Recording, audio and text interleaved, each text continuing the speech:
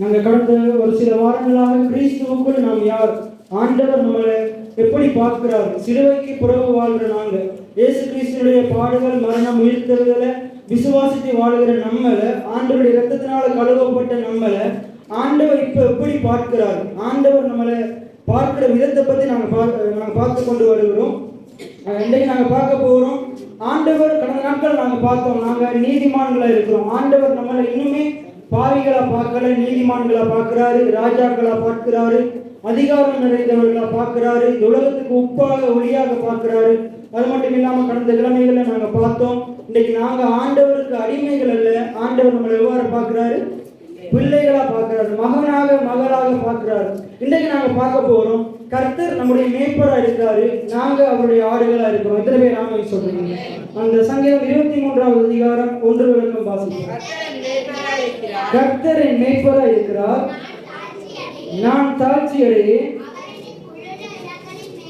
அவர் என்னை புல்லுள்ள இடங்களில் மேய்த்து அமர்ந்த தண்ணீரண்டையில் என்னை கொண்டு போய் விடுகிறார். இதுல பாருங்க, தாவீது ராஜா யாரு? அவனும் ஒரு மேய்ப்பனா இருந்தான். அவன் அரசனாகிறதுக்கு முன்னுக்கு அவன் ஆடுகளை மேய்த்து கொண்டு இருந்தான். அங்க 1 சாமுவேல் 17வது அதிகாரத்துல அவனுடைய அண்ணன்காரன் சொல்லுகிறான், அந்த யுத்த காலத்துல அவனுடைய அண்ணன்காரன் சொல்லுகிறான், நீ ஏன் இங்க வந்த, நீ அந்த தகப்பனுடைய கொஞ்சம் ஆடுகளை என்ன யார் வருஷத்துல விட்டா என்று கேட்கும் பொழுது அவன் என்ன சொல்றான், நான் இங்க வந்ததுக்கு ஒரு முகாந்திரம் இல்லையான்னு கேட்கிறான். அதுல பாருங்க, அவன் அந்த தாவீதை பாருங்க, இந்த யுத்த களத்துக்கு வர்றதுக்கு முன்னுக்கு அவனுக்கு தகப்பன் கொடுத்த அந்த ஆடுகளை அவன் என்ன செய்யறான், பொறுப்பா இன்னொருவர் கையில ஒப்பு கொடுத்துட்டு வர்றான். அப்ப தாவீது ராஜா எப்படிப்பட்டவரா இருந்தாரு, ஒரு மேய்ப்பரா இருந்தாரு. அப்ப ஒரு மேய்ப்பனை பத்தி ஒரு மேய்ப்பனுக்கு தான் தெரியும். அதே பாருங்க, நான் சொல்லுவாங்க, ஒரு பெண்ணுடைய புத்தி பெண்ணுக்கு தான் தெரியும். அதே போல ஒரு ஆணை பத்தி ஒரு ஆணுக்கு தெரியும். அதே போல அதான் சக நண்பர் அந்த வயது மட்டத்தில் இருக்கிறவங்களுக்கு அவங்களோடு கூட பழகிற ஆட்களை பத்தி தெரியும். இன்னைக்கு பாத்தீங்கன்னா நிறைய பேருக்கு இன்றைக்கு பாருங்க, சபையில நிறைய விசுவாசிகள் இருக்கிறோம். ஆனா இன்றைக்கு இன்னுமே நாங்க சரியா என்ன செய்யறோம், ஒருத்தர் அறிந்து கொள்ளல, புரிந்து கொள்ளல. அதனாலதான் பலவிதமான காரியங்கள் நம்முடைய வாழ்க்கையில என்ன செய்து கொண்டிருக்கு, பிரச்சனைகள் நடந்து கொண்டிருக்கு. இன்னைக்கு ஒரே குடும்பத்திலையும் பாருங்க, கணவன் மனைவியை சரியா புரிந்து கொள்றது இல்லை, மனைவி சரியா கணவனை புரிந்து கொள்றது இல்லை, பிள்ளைகள் பெற்றோரை புரிந்து கொள்றது இல்லை, பெற்றோர் பிள்ளைகளை புரிந்து கொள்ளுகிறது இல்லை. அதனாலதான் இன்னைக்கு நிறைய பேர் ஜனங்கள் சபைகளுக்குள்ள வந்து விசுவாசிகளா இருந்தும் ஆண்டவரை பற்றி சரியான ஒரு அறிதல் புரிதல் இல்லை. இன்றைக்கு ஆண்டவர் உங்களை எப்படி பார்க்கிறாரு, நீங்க எப்படி ஆண்டவரை பார்க்கறீங்கன்னு கேட்டா இன்னுமே சரியான வெளிச்சம் சபைக்கு வர்ற ஜனங்களிடத்துல இல்லை. இன்னைக்கு நாங்க பார்க்க போறோம், வேதம் சொல்றது, வேதம் முழுவதும் நீங்க எடுத்துக்கொண்டீங்கன்னா கர்த்தரை அறிகிற அறிவு மிகவும் முக்கியம். நான் கடந்த நாட்கள் அந்த யாத்திராமத்துல மோசே ஆண்டவரோடு முகமுகமாய் தரிசித்தன ஒரு பகுதி சொல்லப்படுது. அதிலே இன்னொரு பகுதி சொல்லப்படுது, கர்த்தரை ஒருவனும் ஒரு காலம் கண்டதில்லை. அப்ப அதே ஆண்டவரே சொல்றாரு, நீ என்னைய பார்க்க முடியாது, நான் கடந்து போகும்பொழுது நீ என்னுடைய பின்புறத்தை தான் பார்க்கலாம்னு மோசைக்கு ஆண்டவர் சொல்றாரு. ஆனா இன்னொரு வேத பகுதியில் எழுதப்பட்டிருக்கு, கர்த்தர் மோசையோடு முகமுகமாய் பேசினார். அப்ப நான் கொஞ்சம் ஆராய்ந்து பார்க்கும் பொழுது வேதம் தெளிவா சொல்றது, முழு வேதத்தை ஆராய்ந்து பார்க்கும் பொழுது ஆண்டவர் சொல்றாரு, அவன் மோசை வந்து ஆண்டவரை முகமுகமா நேரடியா பார்க்க, அதை எப்படி சொல்லப்படுதுன்னா அவன் ஆண்டவரை நாளுக்கு நாள் அறிகிற அறிவுகளை விருத்தி அடையணும். முதலில் ராமே சொல்றீங்க, முகமுகமா பார்க்கறதுண்டா அவன் காணாம இருந்தோம், முகமுகமா நேரடி நான் உங்களை பார்க்குற மாதிரி நீங்க என்னைய பார்க்குற மாதிரி அவன் பார்க்க விட்டாலும் அவன் தேவனை அறிகிற அறிவுகளை வளர்ச்சி அடைந்திருந்தான். அதிலே ராமே சொல்றீங்க, அவன் கருத்துல தினந்தோறும் என்ன செய்து கொண்டிருந்தான், அறிந்து கொண்டே இருந்தான். அதனாலதான் ஆதியாகத்திலிருந்து அங்க ஜோசுவாக்கு முதல் புத்தகம் வரைக்கும் அந்த முதல் தோரா புத்தகம் முதல் 5 புத்தகங்களையும் மோசே எழுதுறதுக்குரிய கிருபையை தேவன் கொடுத்தார். இதிலே ராமே சொல்றீங்க, அந்த கிருபையை வேற யாருக்கும் கொடுக்கல, மோசேக்கு கொடுத்தார். ஏன்னா மோசே நேரடியா தேவனை காணாவிட்டாலும் அவருடைய வார்த்தை மூலமா, அவருடைய சத்தத்தின் மூலமா ஓரே மலையில நாங்க பார்க்கிறோம், அந்த ஓரே பர்வத்தில் ஆண்டவர் அவனோட பேசுறாரு, ஆண்டவருடைய சத்தத்தை அவன் கேட்கிறான்.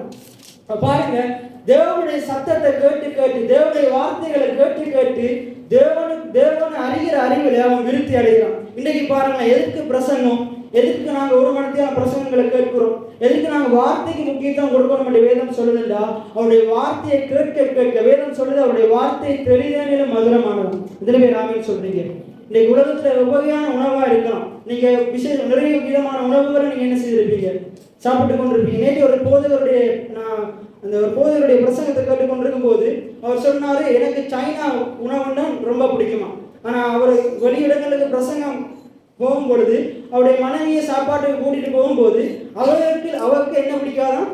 சைனா உணவு பிடிக்காதான். அவருக்கு இந்த சைனா உணவுன்ற என்ன செய்யுமா பிடிக்குமா? அவர் என்ன செய்வாராம்? வெளியிடங்களுக்கு போகும்போதெல்லாம் இந்த சைனாக்காரன் ஹோட்டலுக்கு கூட்டிட்டு போயிட்டு என்ன செய்வாராம்? நல்லா சாப்பிடுவாராம். மனைவி என்ன செய்ய மாட்டாராம்? அவன் ஆடையும் அதை சாப்பிட மாட்டான். அவன் பாம்பு பள்ளி தவளையெல்லாம் சாப்பிட்றதால இவங்களுக்கு அது விருப்பம் இல்லையா. ஆனால் அவர் நல்லா விரும்பி சாப்பிடுவாராம். காலப்போக்கில் கணவனுக்கு பிடிக்கும்ன்றதால இவங்களும் போயிட்டு சும்மா இருக்கிறாத ஏதாச்சும் சாப்பிடணும்னு சாப்பிட ஆரம்பிச்சு இன்றைக்கு அவங்களும் அவரோட போய் சேர்ந்து என்ன செய்றாங்க? அதை அவங்க பிடிக்காவிட்டாலும் தன்னுடைய கணவனை அறிவில் விருத்தி அடைத்தால் கணவனுக்கு பிடிக்குமேன்னு சொல்லி அவங்களும் இன்றைக்கு சாப்பிட என்ன செஞ்சுட்டாங்களாம், ஆரம்பிச்சுட்டாங்களாம். இன்றைக்கு அவ சொல்றாங்கன்னா எனக்கும் பிடிக்கும். பாருங்க, முதல் அவளுக்கு பிடிக்காது, ஆனா பாருங்க கணவனுக்கு அது பிடிக்கும். கணவனுக்கு எதுதான் பிடிக்கும்? ஒரு மனைவிக்கு தெரியும் கணவனுக்கு எது பிடிக்கும் எது பிடிக்காது. ஒரு கணவனுக்கு தெரியும் மனைவிக்கு எது பிடிக்கும் எது பிடிக்கும். அதே போலதான் பிள்ளைகளுக்கும் வேதம் சொல்லுது, பெற்றோர்களை பிள்ளைகளை கோபப்படுத்தாது இருங்கள் என்று வேதம் சொல்லுது. அப்ப பிள்ளைகளும் பெற்றோருக்கு கர்த்தருக்குள்ள கீழ்ப்படிந்து நடக்கணும். அப்ப இந்த அறிவு மிகவும் முக்கியம். வேதம் முழுவதும் நீங்க பாத்தீங்கன்னா அந்த யோவான் புத்தகம் 1 யோவான் 2 யோவான் 3 யோவான் எடுக்க வேணாம். இந்த புத்தகங்கள் எல்லாம் நீங்க வாசிச்சிருப்பீங்கன்னா அதுல விசேஷமா ஒரு காரியம் சொல்லப்பட்டிருக்கா, நிறைய வசனங்கள் சொல்லப்பட்டிருக்கு. அவர் அறிகிற அறிவுல நாங்க விருத்தி அடைவோம். எத்தனை பேர் ஆமென் சொல்றீங்க? அப்ப இந்த கிறிஸ்துவுக்குள் நாம் யாரிலே பார்க்கிறோம்டா, நாங்க வேதம் என்ன சொல்லுது, இன்னைக்கு ஆண்டவர் நம்மளை எப்படி பார்க்கிறார், இன்னைக்கு நாங்க இப்படி பார்க்கிறோம். அப்படி ஆண்டவரை உமக்கு ஒப்பானவர் யாருன்னு நாங்க சொல்றோம். ஆண்டவர் நம்மளை பார்த்து சொல்றாரு, உனக்கு ஒப்பானவன் ஒருவனும் இல்லை. இந்த பூமியில எந்த மிருகமும் உனக்கு ஒப்பானது இல்லை. எத்தனை பேர் ஆமென் சொல்றீங்க? இந்த பூமியில இருக்கிற எல்லா மிருகங்களை காட்டிலும், ஆண்டவர் படைத்த எல்லா மிருகங்களை காட்டிலும் நாங்க விசேஷமானவர்கள். எத்தனை பேர் ஆமென் சொல்றீங்க? இந்த பூமியில நிறைய அழகழகான பூக்கள் எல்லாம் இருக்கு. அந்த பூக்களை காட்டிலும் ஆண்டவர் நம்மளை விசேஷமா பார்க்கிறார். எத்தனை பேர் ஆமென் சொல்றீங்க? அதே போல வானத்துல பாத்தீங்கன்னா சந்திரன், சூரியன், நட்சத்திரங்கள் எல்லாம் அழகா தெரியுது. அந்த அழகான நட்சத்திரங்களை விட, அந்த அழகான சூரியனை விட, சந்திரனை விட நாங்க அழகானவர்கள் ஆண்டவர் நம்மளை பார்க்கிறார். எத்தனை பேர் ஆமென் சொல்றீங்க? அப்ப நாங்க என்ன செய்து கொண்டே உலக மனுஷங்களை பாருங்களேன், சூரியனையும் சந்திரனையும் மரத்தையும் செடியையும் கொடையும் வணங்கி கொண்டிருக்கிறாங்க. ஆனா நாங்க ஆராதிக்கிறவர் நம்மளை இது எல்லாவற்றையும் காட்டிலும் விசேஷமானவர்களா படைத்திருக்கிறார். நம்மளை ஒரு கல்லோ மண்ணா படைக்கல. நிறைய பேர் கல்லையும் மண்ணையும் மரம் செடி கொடி இதெல்லாம் ஆராதித்துக் கொண்டிருக்கிறாங்க. உண்டாக்கினவர் ஆராதிக்காம உண்டாக்கப்பட்டவைகளை ஆராதித்துக் கொண்டிருக்கிறாங்க. ஆனா நாங்க விசேஷமானவர்கள். ஏனென்றால் நாங்க உண்டாக்கப்பட்டவைகளை ஆராதிக்கல, உண்டாக்கினவர் ஆராதித்துக் கொண்டிருக்கிறோம். அதான் வேதம் சொல்றது, சூரியனை படைத்தவரை துதியுங்கள், அவர் கிருபை என்றும் உள்ளது. நாங்க சூரியனை ஆராதிக்கல, சூரியனை படைத்தவர் என்ன செய்து கொண்டிருக்கிறோம், ஆராதித்துக் கொண்டிருக்கிறோம். போன கிழமை 8ஆம் தேதி சூரிய கிரகணம். அமெரிக்கால ஒரு தேசத்துல என்ன செஞ்சிருக்கிறாங்க, கடற்கரை ஓரத்துல 300 பேருக்கு சூரிய கிரகணத்தின் டைம் என்ன செஞ்சிருக்கிறாங்க, திருமணம் முடிச்சிருக்காங்க. அவருடைய நம்பிக்கை என்னண்டா, சூரியன் சந்திரன் இணையும் ஒரு திருமணம் முடிச்சா நீடித்தினால என்ன செய்யலாம், வாழலாம், அந்த உறவு பிரியாது. அப்ப சூரியன் சந்திரன் இணைகிறதால தான் இவங்க என்ன செய்ய போறாங்க, பிரியாம, அதனால பிரியாம வாழ போறது இல்லை. அவங்க ஒருத்தர் புரிகிற அறிகிறதுனாலையும் புரிகிறதுனாலையும் தான் அவங்க இணைந்து வாழ போறாங்க. எத்தனை பேர் ஆமென் சொல்றீங்க? அப்ப நிறைய மூட நம்பிக்கைகள் இருக்கு. இப்ப நாங்க இதெல்லாம் விட்டு கவனமா வாழணுமா இருந்தா, வேறு பிரிந்த ஒரு வாழ்க்கை வாழணுமா இருந்தா, நாங்க தேவனை அறிகிற அறிவுல நாங்க என்ன செய்யணும், விருத்தி அடைகிறவங்களா இருக்கணும். எல்லாம் சொல்லுங்க, தேவனை அறிகிற அறிவில் நான் விருத்தி அடைய வேண்டும். அப்ப தேவனை அறிகிற அறிவுல விருத்தி அடைய வேண்டும் என்றா நாங்க என்ன செய்யணும், வேதத்தை நாங்க இரவும் பகலும் தியானிக்கிறவங்களா இருக்கும். எத்தனை பேர் ஆமென் சொல்றீங்க? இரவும் பகலும் கர்த்தருடைய வேதத்தில் தியானமா இருக்கிற மனுஷன் பாக்கியவான். நம்ம இன்னைக்கு பார்க்க போறோம், நாங்க அவருடைய ஆடுகளா இருக்கிறோம், அவர் நம்முடைய மேய்ப்பனா இருக்கிறார். அப்ப இந்த பகுதியில பாத்தீங்கன்னா கர்த்தரின் மேய்ப்பரா இருக்கிறார், நான் தாழ்ச்சி அடைகிறேன். நமக்கு தெரியும் ஏன் ஆண்டவர் இந்த வேதத்துல பாத்தீங்கன்னா அந்த கடல் தொழிலை பத்தி அதிகமா எழுதியிருப்பார், மேய்ப்பனை பத்தி அதிகமா எழுதியிருப்பார். ஏனென்றா இயேசு வாழ்ந்த நாட்கள்ல அந்த பழையப்பாட்டு ஆதி காலத்துல எல்லாம் அதிகமா அவங்க செய்த தொழில் என்னன்னா, இன்னைக்கு நம்முடைய பகுதிகளில் இந்த மன்னார் தீவுக்குள்ள அதிகமா எல்லாரும் கடல் தொழில் செய்யறாங்க. மன்னாருக்கு கொஞ்சம் அங்கால பாத்தீங்கன்னா இந்த உயிலங்குளம் முருங்கன் பகுதியில என்ன செய்யறாங்க, விவசாயம் செய்யறாங்க, நெல் உற்பத்தி செய்யறாங்க. அப்ப பாத்தீங்கன்னா ஒவ்வொரு நிலத்திலையும், இப்ப மலையகத்துல பாத்தீங்கன்னா தேயிலை உற்பத்தி செய்யறாங்க. அப்ப இந்த இடத்துல போதிக்கணுமா இருந்தா உங்களுக்கு மலையகத்துல இருக்கிறத பத்தி போதிச்சா உங்களுக்கு விளங்காது. இந்த கடல் சம்பந்தமா எடுத்து போதிக்கும் பொழுது என்ன செய்யும், உங்களுக்கு விளங்கும். ஆண்டு பாத்தீங்கன்னா அங்க பாத்தீங்கன்னா ஜோவான், யாக்கோப்பு, அந்திரேயா இந்த கடல் தொழில் செய்யறவங்க மத்தியில போயிட்டு அவங்க எப்படி அவங்களுக்கு ஏற்ற மாதிரி பிரசங்கம் பண்றாரு. பேதுருட்ட சொல்றாரு, இந்த படகை கொஞ்சம் என்ன செய்யும், கரைக்குள்ள கடலுக்குள்ள தள்ளுன்னு சொல்லிட்டு அந்த படகு மேலே ஏறி நின்று எப்படி பிரசங்கம் பண்ணியிருப்பான்னு நீங்க நினைக்கிறீங்க? அவங்களுக்கு புரியுற மாதிரி பிரசங்கம் பண்ணியிருப்பாரு. இப்ப விவசாயம் பண்றவங்க மத்தியில போயிட்டு எப்படி பிரசங்கம் பண்ணியிருப்பாரு? 4 விதமான நிலத்தை பத்தி பிரசங்கம் பண்றாரு. அவங்களுக்கு புரியுற மாதிரி என்ன செய்யறாரு? அவர் போதிக்கிறார். அப்ப வேதம் முழுவதும் நீங்க பாத்தீங்கன்னா ஆதியாகமம் தொடங்கும் நீங்க வெளிப்படுத்தல் வரைக்கும் பாத்தீங்கன்னா அந்த மேய்ப்பரை குறித்து சொல்லப்பட்டிருக்கு. மேய்ப்பரை குறித்து அதுல ஒரு பகுதி சொல்லுது, நம்முடைய பிரதான மேய்ப்பனாக ஆண்டவராக இயேசு கிறிஸ்து இருக்கிறார். எத்தனை பேர் ஆமென் சொல்றீங்க? இன்னைக்கு நமக்கு இந்த பூமியில நிறைய மேய்ப்பர்கள் இருக்கிறாங்க. ஆனா எல்லாவற்றையும் விட பிரதான மேய்ப்பன் யாரு? ஆண்டவராகிய இயேசு கிறிஸ்து. அதை நாங்க வாசிப்போம். 1 பேதுரு 5வது அதிகாரம் 4வது வசனம். இன்னொரு ஒரு வாசிங்க, எபிரேயர் 13:20. எபிரேயர் 13:20. எபிரேயர் 13:20. அப்படி செய்தால் பிரதான மேய்ப்பர் வெளிப்படும் போது மகிமையுள்ள வாராத கிரீடத்தை பெறுவீர்கள். யார் அந்த பிரதான மேய்ப்பன்? இயேசு கிறிஸ்து. எத்தனை பேர் ஆமென் சொல்றீங்க? நம்முடைய இயேசு கிறிஸ்து தான் எல்லாவற்றையும் விட பிரதான மேய்ப்பனா இருக்கிறார். அப்ப பிரதான மேய்ப்பர் வரும்பொழுது நமக்கு ஒரு கிரீடத்தை கொடுப்பாராம். என்னத்தை கொடுப்பாராம்? ஒரு கிரீடத்தை கொடுப்பாராம். அப்ப இந்த கிரீடத்தை நம்ம பெற்றுக் கொள்ளணுமா இருந்தா அங்க பவுல் சொல்றாரு, நான் ஆண்டவர் எனக்காக ஒரு நீதி கிரீடத்தை வைத்திருக்கிறார். நம் ஒவ்வொருவருக்காகவும் ஆண்டவர் ஒரு கிரீடத்தை வைத்திருக்கிறார். எத்தனை பேருக்கு அந்த கிரீடத்தை பெற்றுக் கொள்ளணும்? இன்னும் ஒரு ஆமென். எத்தனை பேருக்கு அந்த கிரீடத்தை பெற்றுக் கொள்ளணும்? அந்த கிரீடத்தை பெறுறதுக்கு நாம இந்த பூமியில ஒன்று செய்யும். ஆண்டவர் ஒரு பொறுப்பை தந்திருக்கிறார். இப்ப நம்ம அங்க போயிட்டு ஒரு கிரீடத்தை பெறணுமா இருந்தா சாதாரணமா நம்ம பரலோகத்துக்கு போறதுக்கு ஆண்டவராக இயேசு கிறிஸ்து தான் வாசல். ஆனா இந்த கிரீடத்தை பெறணுமா இருந்தா நாங்க இந்த பூமியில நிறைய காரியங்களை செய்யும். என்ன காரியம் என்றா அடிக்கடி நிறைய பேர் சொல்லுவாங்க, நாங்க இந்த உலகத்துல ஒன்றும் கொண்டு வந்ததும் இல்லை, ஒன்றும் கொண்டு போக போறதும். ஆனா உண்மையா அப்படிப்பட்ட இல்லை. நம்ம ஒன்று கொண்டு போக போறோம். ஆண்டவருக்காக நிறைய ஆத்மாக்களை நாங்க கொண்டு போவோம். எத்தனை பேர் ஆமென் சொல்றீங்க? ஆண்டவர் அதுக்காக தான் நம்ம இந்த பூமியில வச்சிருக்காரு. அப்ப நிறைய ஆத்மாக்களை அறுவடை செய்யணுமா இருந்தா நமக்கு இந்த பூமியில என்ன தேவை? இந்த பூமியில என்ன தேவை? இன்னைக்கு பாருங்க, 2 கிழமைக்கு முன்னாடி சுவிசேஷ கூட்டம் நடந்துச்சு. எப்படி நடந்துச்சு சுவிசேஷ கூட்டம்? அங்க ஸ்டேடியம் தேவைப்பட்டுச்சு, நிறைய மனுஷர்களுடைய உதவி தேவைப்பட்டுச்சு. இயேசு கிறிஸ்து மனித தயவிலே விருத்தி அடைந்தார். வேதம் சொல்லுது, ஞானத்திலும் அறிவிலும் மனுஷ தயவிலும் அவர் என்ன செய்தார்? விருத்தி அடைந்தார். அப்ப நமக்கு சில மனுஷர்களும் தேவை. நமக்கு கடவுள் தேவை. கடவுள் இந்த பூமியில நமக்கு சில மனுஷர்கள் தேவை. அது போல நமக்கு என்ன தேவைன்னா பணமும் தேவை. வேதம் பிரசங்கில சொல்லப்படுது, பணமோ எல்லாவற்றிற்கும் என்ன செய்யும்? உதவும். பணமோ எல்லாவற்றிற்கும் போன பாச பிரசங்கம் பண்ணாரு. பண ஆசை எல்லா தீமைக்கும்.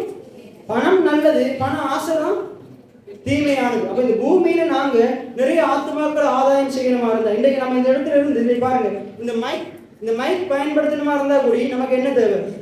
அது வெற்றி வாங்குறதுக்கு ஒரு 2 கிழமைக்கு ஒரு வெற்றி வாங்க வேண்டியதா இருக்கு. என்ன தேவை? பணம் தேவை. பணம் இல்லாட்டி என்ன செய்ய முடியாது? ஊழியத்தையும் என்ன செய்ய முடியாது? செய்ய முடியாது. அந்த பணத்தை ஆண்டவர் தருகிறவரா இருக்கிறார். எத்தனை பேர் ஆமென் சொல்றீங்க? அதான் வேதம் சொல்றது, விதைக்கிறவனுக்கு விதையையும் புசிக்கிறவனுக்கு ஆகாரத்தையும் அவர் கொடுக்கிறார். அப்போ ஊழியம் செய்யணுமா இருந்தா என்ன தேவை? பணம் தேவை. இப்போ நாங்கள் ஒரு டெக்ஸ் எல்லாம் வந்திருக்கு, நான் வச்சிருக்கிற டெக்ஸ் எல்லாம் நாங்கள் போக இருக்கிறோம். எங்கள் கவர்மெண்ட்ஸில் போயிட்டு நாங்கள் டெக்ஸை கொடுக்க இருக்கிறோம். அப்போ நாங்கள் ஒரு சிலர் காய்ச்சி இருக்கிறோம். நீங்கள் டெக்ஸ் கொடுக்க வருதாக்கள் என்ன செய்யலாம்? என்னிட்ட வந்து சொல்லுங்கள், நான் வருகிற கிழமை நான் உங்களுக்கு அறிவிப்பேன். நாங்கள் அதுக்கு முன்னுக்கு நாங்கள் என்ன செய்ய போகிறோம்? ஒரு அதுக்காக ஒரு உபவாச ஜெபத்தை நாங்கள் சேர்த்துல ஏற்படுத்தி நாங்கள் துண்டுபடுத்தி ஊழியத்தை நீ தொடர்ந்து செய்ய போகிறோம். எத்தனை பேர் ஆமென் சொல்றீங்க? நாங்கள் என்ன நம்முடைய சபை பேர் என்னது? இயேசு ஜீவிக்கிறார் பூரண சுவிசேஷ சபை. அப்ப என்ன சொல்லணும்? நம்ம சாதாரணமாவே நம்ம எல்லாரும் சுவிசேஷம் சொல்லணும். இதுல சுவிசேஷ சபைன்னு பேரை வச்சுக்கிட்டு என்ன செய்யக்கூடாது? சுவிசேஷம் சொல்லாம இருக்கக்கூடாது. நாங்க எல்லாரும் சுவிசேஷம் சொல்றது, சிறியோர் தொடங்கி பெரியோர் மட்டும் நாங்க சுவிசேஷம் சொல்றதுக்கு கடமைப்பட்டிருக்கிறோம். எத்தனை பேர் ஆமென் சொல்றீங்க? அப்ப அது நம்முடைய தலையாகிய கடமையா இருக்கு. அப்ப நிச்சயமா நாங்க எல்லாரும், நான் உங்களை எல்லாரையும் உற்சாகப்படுத்துறேன். எல்லாரும் நீங்க அந்த காரியத்துல கலந்து கொண்டா நானும் சந்தோஷப்படுவேன், பாஸ்டரும் சந்தோஷப்படுவாரு, அதை காட்டிலும் ஆண்டவர் மிகவும் சந்தோஷப்படுவார். எவ்வளவு பாறைகள் வந்தாலும், உபத்திரவம் வந்தாலும், வேலை இருந்தாலும், அந்த ஒரு நாள் தான் சொல்ல போறோம். நாங்கள் துண்டப்பிரதியை கொடுக்க போறோம். 300 துண்டப்பிரதி இருக்கு. நாங்கள் ஒன்று எடுத்து இன்னும் நாங்கள் அச்சடிக்க நினைச்சிருக்கிறோம். வெளியிடங்களுக்கு நாங்கள் எதிர்காலத்தில் போக நினைச்சிருக்கிறோம். அதுக்காக வேண்டி ஜெபம் பண்ணுங்க. அதுக்காக வேண்டி உங்களுடைய பொருளாதாரத்தில் தாங்க நினைச்சவங்க தாங்குங்க. அது மாத்திரம் இல்லாம காசு இல்லாட்டியும் பரவாயில்ல, நீங்க வந்து அதில் கலந்து கொண்டு நிறைய ஆத்மாக்களை ஆதாயம் பண்ணுங்க. எத்தனை பேர் ஆமென் சொல்றீங்க? இப்போ உங்களுக்கு அறிவித்தல் தந்திருக்கிறேன். வருகிற கிழமை நீங்கள் சொல்லுவீங்களா இருந்தால் வருகிற கிழமை எப்போ போகும்னு அறிவிப்பேன். அதுக்காக வேண்டி ஜெபிக்கிறதுக்கு உபவாச கூட்டம் ஒரு நாள் நியமித்து நாங்கள் ஒரு 3 மணி நேரம் என்ன செய்ய போகிறோம். அதுக்காக வேண்டி நாங்கள் கொடுக்க இருக்கிற நபர்களுக்காக வேண்டி ஜெபிக்க போகிறோம். தொடர்ந்து அதுக்காண்டி நீங்கள் வீடுகளில் ஜெபம் பண்ணுங்க. ரைட். அப்போ நாங்கள் பார்க்க போகிறோம், கடவுளை நாங்கள் அறிகிற அறிவில் நாங்கள் விருத்தி அடையணும். அப்போ நம்முடைய கடமை என்னது? நிறைய ஜனங்களை இந்த உலகத்தில் ஆதாயப்படுத்தும். அப்போ நாங்கள் இந்த பூமியிலிருந்து ஒன்றை கொண்டு போக போகிறோம். என்னத்தை கொண்டு போக போகிறோம்டா, தேவன் நமக்கு கொடுத்தவைகளை நாங்கள் பயன்படுத்தி என்ன செய்ய போகிறோம்? நிறைய ஆத்துமாக்களை ஆதாயம் பண்ண போகிறோம். இப்போ பாருங்க, இந்த துண்ட பிரதிகளை நாங்கள் அச்சிட போகிறோம். அச்சிட்டு நிறைய ஆத்துமாக்களுக்கு கொடுக்க போகிறோம். அப்போ அந்த பரலோகத்துக்கு நாங்கள் போகும்பொழுது ஆண்டவர் என்ன செய்வாரா? நம்மளை நியாயம் தீர்ப்பாராம். பாவிகளை மட்டும் நியாயம் தீர்க்க மாட்டாரு, நீதிமான்களையும் நியாயம் தீர்ப்பார். எத்தனை பேர் ஆமென் சொல்றீங்க? பாவிகள் ஒரு பக்கம் இருப்பாங்க, நீதிமான்கள் இன்னொரு பக்கம் இருப்பாங்க. இப்ப நீதிமான்களுக்கு பரலோகம் நிச்சயம். ஆனா ஆண்டவர் கணக்கு கேட்பாரு, உனக்கு நான் ஒருத்தனுக்கு 1 தாலந்து கொடுத்துருக்கிறேன், இன்னொருத்தனுக்கு 2 தாலந்து தந்திருக்கிறேன், இன்னொருத்தனுக்கு 5 தாலந்து. அதுல வேதம் இப்படியே சொல்லுது, ஒருத்தனுக்கு 1 பணம், இன்னொருத்தனுக்கு 2 பணம், இன்னொருத்தனுக்கு 5. மத்திய 25 நினைக்கிறேன் 5 பணம். அதுல 5 தாலந்து கொடுத்தவன் என்ன செஞ்சான்? 5 என்ன செஞ்சான்? 10 ஆக்கினான். 2 கொடுத்தவன் 4 ஆக்கிட்டான். 1 கொடுத்தவன் என்ன செஞ்சிட்டான்? அவன் புதைச்சி வச்சுட்டு ஆண்டவர்கிட்டயே வந்து என்ன செய்யணும்? ஆண்டவரை பற்றியே கூட சொல்றான். ஆண்டவரை பற்றி நீ விதைக்காக அறுக்கிறவரும் அப்படின்னு சொல்லி ஆண்டவரை பற்றி கூட சொல்றான். இன்னைக்கு ஆண்டவர் ஒவ்வொருவருக்கும் தேவையான பணத்தை தந்திருக்கிறார். எத்தனை பேர் ஆமென் சொல்றீங்க? யாருமே சொல்லலாத ஆண்டவரை நீ ஆசீர்வதிக்கவே இல்லை, விசேஷம் எனக்கு பணம் இல்லவே இல்லை. நிறைய பேர் தான் சொல்றாங்க, நாங்கள் ஏழைகள் பிரதர், பணம் இல்லை பிரதர் இப்படின்னு என்ன செய்யறாங்க. பாருங்க, பணம் இல்லாம தான் வீடுகளில் கரண்ட் லைட் டிவி ஓடுதா, லைட் பத்துதா. இப்போ யாருமே சொல்லலாது எனக்கு பணம் இல்லைன்னு. பணம் இருக்கு, ஆனா என்னது? அந்த இருக்கிற பணத்தை எப்படி விருத்தி செய்யணும்னு தெரியல, இருக்கிறத கொஞ்சத்தை எப்படி நிறைவாக்கணும்னு தெரியல. இப்போ யாருமே சொல்ல முடியாது எனக்கு அது இல்லை இது இல்லைன்னு. ஆண்டவர் எல்லாருக்கும் எல்லாத்தையும் கொடுத்துருக்கிறாரு. ஆமென் சொல்றீங்களா? அப்ப ஆண்டவர் சொல்றாரு நம்மளை, அவர் எல்லாவற்றையும் எல்லாவற்றாலும் நிரப்புகிறவரா இருக்கிறார். எல்லாவற்றாலும் நிரப்புகிறவரா இருக்கிறார். இன்னொரு சொல்லப்படுது, எல்லாவற்றையும் எல்லாவற்றாலும் நிரப்புகிறவருடைய சரீரமாகிய சபை. எத்தனை பேர் ஆமென் சொல்றீங்க? ரைட். அப்ப கர்த்தர் நம்முடைய மேய்ப்பரா இருக்கிறார். நான் தாழ்ச்சி, அப்ப வாயிலிருந்து என்ன வரக்கூடாது? இன்னொரு கத்தோலிக்க பைபிளை நீங்க வாசிங்கண்டா, என் கர்த்தர் என் ஆயர், நான் குறைவடைவது இல்லை. அப்ப அவர் நம்முடைய மேய்ப்பர், ஆயரா இருக்கிறாரு. நம்முடைய பிள்ளைகள், நாம் அவருடைய ஆடுகளாகிய நாம் எப்படி இருக்கக்கூடாது? குறைவுல இருக்க கூடாது. நிறைவானது வரும் பொழுது குறைவானது ஒழிந்து போகும். பாருங்க, சர்வ வல்லமை உள்ளவர் நிறைவான ஆண்டவர் நம்மோடு இருக்கிறார். ஆனா இன்னைக்கு நாங்க என்ன செய்யறோம்? புரஜாதிகள் மத்தியில வெக்கமே இல்லாம சொல்றோம், எனக்கெல்லாம் ஒன்றும் இல்லை பிரதர், கஷ்டம் பிரதர் அப்படின்னு சொல்லிட்டு இருக்கிறோம். நாங்க வாழ்ந்து காட்டணும், ஆசீர்வாதமா வாழ்ந்து காட்டணும். இன்றைக்கு பாருங்களேன், ஜூத ஜனங்களை பார்த்து இந்த உலகமே பயப்படுது. பெரிய பெரிய நாடுகள் எல்லாம் ஜூதர்களை இஸ்ரவேல் தேசத்தை பார்த்து பயப்படுதுண்டா? அவங்க பாருங்க, ஆரம்பத்துல ஒன்றுமே இல்லாம இருந்தாங்க, சிறு பூச்சி. வேதம் சொல்லுது, அந்த யூதர்களை இஸ்ரவேலர் எப்படி இருந்தாங்கன்னா ஒரு சிறு மந்தையா இருந்தாங்கன்னா, சிறு பூச்சியா இருந்தாங்கன்னா. அவங்க ஆபிரகாம்ல இருந்து ஆரம்பிக்குது. ஆபிரகாம் ஒன்றுமே இல்லாம இருந்தான். ஆண்டவர் ஒன்றுமே இல்லாத ஆபிரகாமை தெரிந்து கொண்டு ஆபிரகாமை அழைச்சி இந்த உலகத்திலே மிகப்பெரிய பணக்காரங்களா ஆண்டவர் ஜூத ஜனங்களை மாத்தி இருக்கிறார். எத்தனை பேர் ஆமென் சொல்றீங்க? இன்னைக்கு உலகத்துல 10 பணக்காரங்க பட்டியல்ல முதல் 7 பட்டியல் இருக்கிறது ஜூத ஜனங்கள் தான். அந்த ஜூத ஜனங்கள்ட்ட தான் மிகப்பெரிய கம்பெனியெல்லாம் இருக்கு, நிறுவனங்கள் எல்லாம் அவங்களுடைய கண்ட்ரோல்ல தான் இருக்கு. எப்படி இதெல்லாம் நடக்குது? எப்படி அவங்க இப்படி ஆசீர்வதிக்கப்படுறாங்கன்றா அவங்க கர்த்தரை நம்புறாங்க. எத்தனை பேர் ஆமென் சொல்றீங்க? அதான் வேதம் சொல்றது, கர்த்தரை நம்புகிறவனும் செழிப்பான். அப்ப கர்த்தர் நம்முடைய மேய்ப்பனா இருப்பாரா இருந்தா நாங்க ஒரு குறையில இருக்க மாட்டோம். கர்த்தரை நம்பி நாங்க வாழவோமா இருந்தா நமக்கு என்ன இல்லை? தாட்சி இல்லை. இன்னைக்கு பாருங்களேன், இப்ப நான் ஒரு உதாரணம் உங்களுக்கு விளங்குற மாதிரி சொல்றேன். எங்க வீட்டுல ஒரு நாய்க்குட்டி இருக்குது, 2 நாய்க்குட்டி இருந்துச்சு, 1 வித்துட்டோம். அப்ப இன்னொரு நாய்க்குட்டி இருக்குது. இப்ப பாருங்க, அது வாங்கின போல் சாப்பாடு போடலாட்டியும் அப்பா என்ன செஞ்சிருவாரு? நேற்று அரசா என்ன செஞ்சது, மதியம் சாப்பிட்றதுக்காக ஒரு ரொட்டி எடுத்து ஃப்ரிட்ஜுக்குள்ள வச்சிருந்தது, 2 வச்சிருந்தது. அப்போ 1 அப்பா என்ன செஞ்சாரு, அந்த நாய்க்கண்டே எடுத்து என்ன செஞ்சாரு, சுட்டு நாய்க்கு போட்டாரு. இன்னொன்று நான் எடுத்து சாப்பிட்டேன். இப்போ பாருங்க, அது வாங்கினவன் என்ன செய்யல, அதுக்கு போஷிக்கல. ஆனா அந்த இருதயத்தை பாருங்க, நாங்க என்ன செய்யறோம்? நம்ம வளர்க்குற நாய் பூனைக்குட்டிக்கெல்லாம் தவறாம என்ன செஞ்சிடறோம்? நீங்க போடுறீங்களோ இல்லையா, எங்களை வீட்டுல நீங்க வந்து பாத்தீங்கன்னா அதுக்கு தனியாக என்ன செய்வோம்? சாப்பாடு போடுவோம். இப்ப பாருங்க, நாங்க நம்ம வளர்க்குற நாய்க்குட்டி பூனைக்குட்டிக்கே நம்ம என்ன செய்யறோம்? ஆகாரம் கொடுக்குறோம். ஆனா ஆண்டவர் பாருங்க, நம்மளை அவருடைய பிள்ளைகளா பார்க்கிறாரு. பொல்லாதவர்களாகி நீங்கள் உங்கள் பிள்ளைகளுக்கு நல்ல ஈவுகளை கொடுக்க அறிந்திருக்கும் போது நான் பரமபிதா அதற்பாக்கி என்ன செய்ய மாட்டேன், பெரியானவைகளை செய்ய மாட்டேன்னு கேட்கிறாரு. இப்ப ஆண்டவர் நம்மளை குறைவிலேயே வச்சிருப்பாரு, ஆண்டவர் நம்மளை தரித்திரத்திலே வச்சிருப்பாரு, வியாதியிலேயே வச்சிருப்பாரு. இல்லை பாருங்க, உங்களோட வீட்டில் இருக்கிற பிள்ளைக்கு ஏதோ ஒரு காயம் வந்துருச்சு, அப்படியே விட்டுருவீங்களா? அது சரியா போயிடும், அப்படியே உடனே ஹாஸ்பிட்டலுக்கு கொண்டு போயிருவீங்க. அப்ப அதே போல ஆண்டவர் நம்மளை பராமரிக்கிறவரா இருக்கிறார். எத்தனை பேர் ஆமென் சொல்றீங்க? இப்ப நம்முடைய காயங்களை அவர் கட்டுகிறவரா இருக்கிறார், நம்முடைய நோய்கள் அதற்காக தான் அவர் சுமந்து இருக்கிறார். பாருங்க, கர்த்தர் மேய்ப்பரா இருக்கிறார், நான் தாழ்ச்சி அடையேன். அப்ப நம்ம தாழ்ச்சி அடைகிறது, குறைவிட வாழ்றது ஆண்டவருடைய சித்தமே அல்ல. இன்னொரு பகுதி எடுப்போம். யோவான் 10வது அதிகாரம், யோவான் 10வது அதிகாரம் 7 தொடக்கம் வாசிங்க. ஆதலால் இயேசு மறுபடியும் அவர்களை நோக்கி, நானே ஆடுகளுக்கு வாசல் என்று மெய்யாகவே உங்களுக்கு சொல்லுகிறேன். எனக்கு முன்னே வந்தவர்கள் எல்லோரும் கள்ளரும் கொள்ளைக்காரர்களுமாய் இருக்கிறார்கள். ஆடுகள் அவர்களுக்கு செவி கொடுக்கவில்லை. தொடர்ந்து வாசிங்க.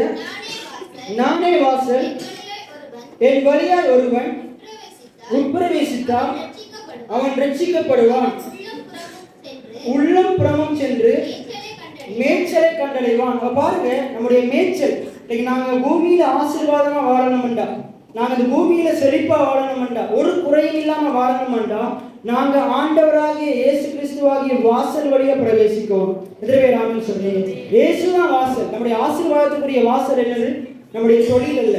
நம்ம இந்த பூமியில ஆசீர்வாதமா வாழணுமா இருந்தா அதுக்குரிய வாசல் நம்முடைய தொழில் அல்ல, படிப்பு அல்ல, ஊழியம் அல்ல, நம்ம செய்கிற வேலைகள் அதெல்லாம் இல்லை. ஆண்டவராகிய இயேசு கிறிஸ்து தான் வாசல். நீங்க தொழில் செய்யலாம், அந்த தொழில இயேசு கிறிஸ்து இல்லாட்டி நீங்க அதுல முன்னேற முடியாது. அங்க பாத்தீங்கன்னா ஈசாக்கு பஞ்ச காலத்துல என்ன செய்யறான்? விதை விதைக்கிறான். வேதம் சொல்றது கர்த்தர் அவனை ஆசீர்வதித்ததினால் அவன் 100 மடங்கு என்ன செய்யறான். அப்ப நம்ம எவ்வளவு தொழில் செய்யலாம், நல்லா படிக்கலாம், கர்த்தருடைய கரம் நம்மோடு இருக்கலாட்டி நம்ம என்ன செய்ய முடியாது, ஆசீர்வதிக்கப்பட முடியும், நம்முடைய தொழில முன்னேற முடியாது. சாலமோன் பாருங்க, அவன் ராஜாவாகிறதுக்கு அபிஷேகம் பண்ணப்படுறான், ஆனா அவனுக்கு ஞானம் இல்லை. ஆனா வேதம் சொல்றது ஞானத்துல குறைவுள்ளவனா இருந்தா, யாக்கோபுல சொல்லப்படுது, சம்பூர்ணமா கொடுக்கிற தேவனத்துல கேட்க கடவன் அவர் என்ன செய்வார்? ஞானத்தை கொடுப்பாராம். அப்ப சாலமோன் என்ன செய்யறான்? ஆண்டவரே, எனக்கு ஞானமுள்ள இருதயத்தை, நன்மையானதையும் தீமையானதையும் அறிகிற ஞானமுள்ள இருதயத்தை தாரங்கள் கேட்கும் பொழுது ஆண்டவர் என்ன கொடுக்கிறாரு? ஞானமுள்ள இருதயத்தை. ஒரு ராஜா, ஒரு தேசத்தின் ஜனாதிபதி, பிரதமர் தேசத்தை நல்ல ஆட்சி செய்யணுமா இருந்தா அதுக்கு ஞானத்தை கொடுக்கிறவர் யாரு? ஞானத்தை கொடுக்கிறவர் கர்த்தர். ஒரு ஊழியக்காரனுக்கு ஊழியத்தை கொடுக்கிறவர் கர்த்தர். அழைத்த அழைப்பும் கிருபை வரங்களும் அது மாறாதவைகள். அப்ப அழைப்பை கொடுக்கிறவரும் கர்த்தர், கிருபை வரங்களை கொடுக்கிறவரும் கர்த்தர். இன்னைக்கு நீங்க என்ன சொல்றீங்க? நம்ம ஊழியம் செய்யலாம், தொழில் செய்யலாம், எதுவுமே செய்யலாம், ஆண்டுடைய கிருபை இல்லாட்டி அது ஒன்றுமே எந்த பிரயோஜனமும் இருக்காது. எத்தனை பேர் ஆமென் சொல்றீங்க? அப்ப நீங்க இன்னைக்கு ஆராய்ந்து பாருங்க, உங்களுடைய குடும்ப வாழ்க்கையில இயேசு கிறிஸ்து இருக்கிறாரா? உங்களுடைய படிப்புல நீங்க ஸ்கூல் போகும்போது வரும்பொழுது நீங்க என்னத்தை அறிக்கை செய்து கொண்டு போறீங்க? நீங்க விளையாடும் போது ஆண்டவருடைய கிருபை உங்களோட கூட இருக்கா? நீங்க தொழில் செய்கிற இடங்கள்ல நீங்க ஆண்டவரை நினைவுல கொள்றீங்களா? ஆண்டவருடைய கிருபைக்காக நீங்க ஏங்குறீங்களா? ஆண்டவரே, எனக்கு உதவி செய்யுங்க, எனக்கு பலவீனமா இருக்கு. ஒருவேளை உங்களுடைய வியாதியின் சூழ்நிலைகள்ல முதலாவது நீங்க ஆண்டவரை பார்க்குறீங்களா? கடன் உங்களை சூழும் போது முதலாவது ஆண்டவரை நோக்கி கூப்பிடுகிறீங்களா? ஆபத்து வேலைகள் எல்லாம் என்னை நோக்கி கூப்பிடு, அப்பொழுது நான் உனக்கு என்ன செய்வேன்? மறு உத்தரவு அருளச் செய்வேன். அவங்க சங்கீதம் 50 சொல்லப்பட்டிருக்கு. அப்ப இதுல பாருங்க, இன்னொரு 10வது அதிகாரம், நானே நல்ல மேய்ப்பன். அந்த வசனத்தை வாசிங்க. நானே நல்ல மேய்ப்பன், நல்ல மேய்ப்பன் தன் ஆடுகளுக்காக ஜீவனை கொடுக்கிறான். மேய்ப்பனா இராதவன்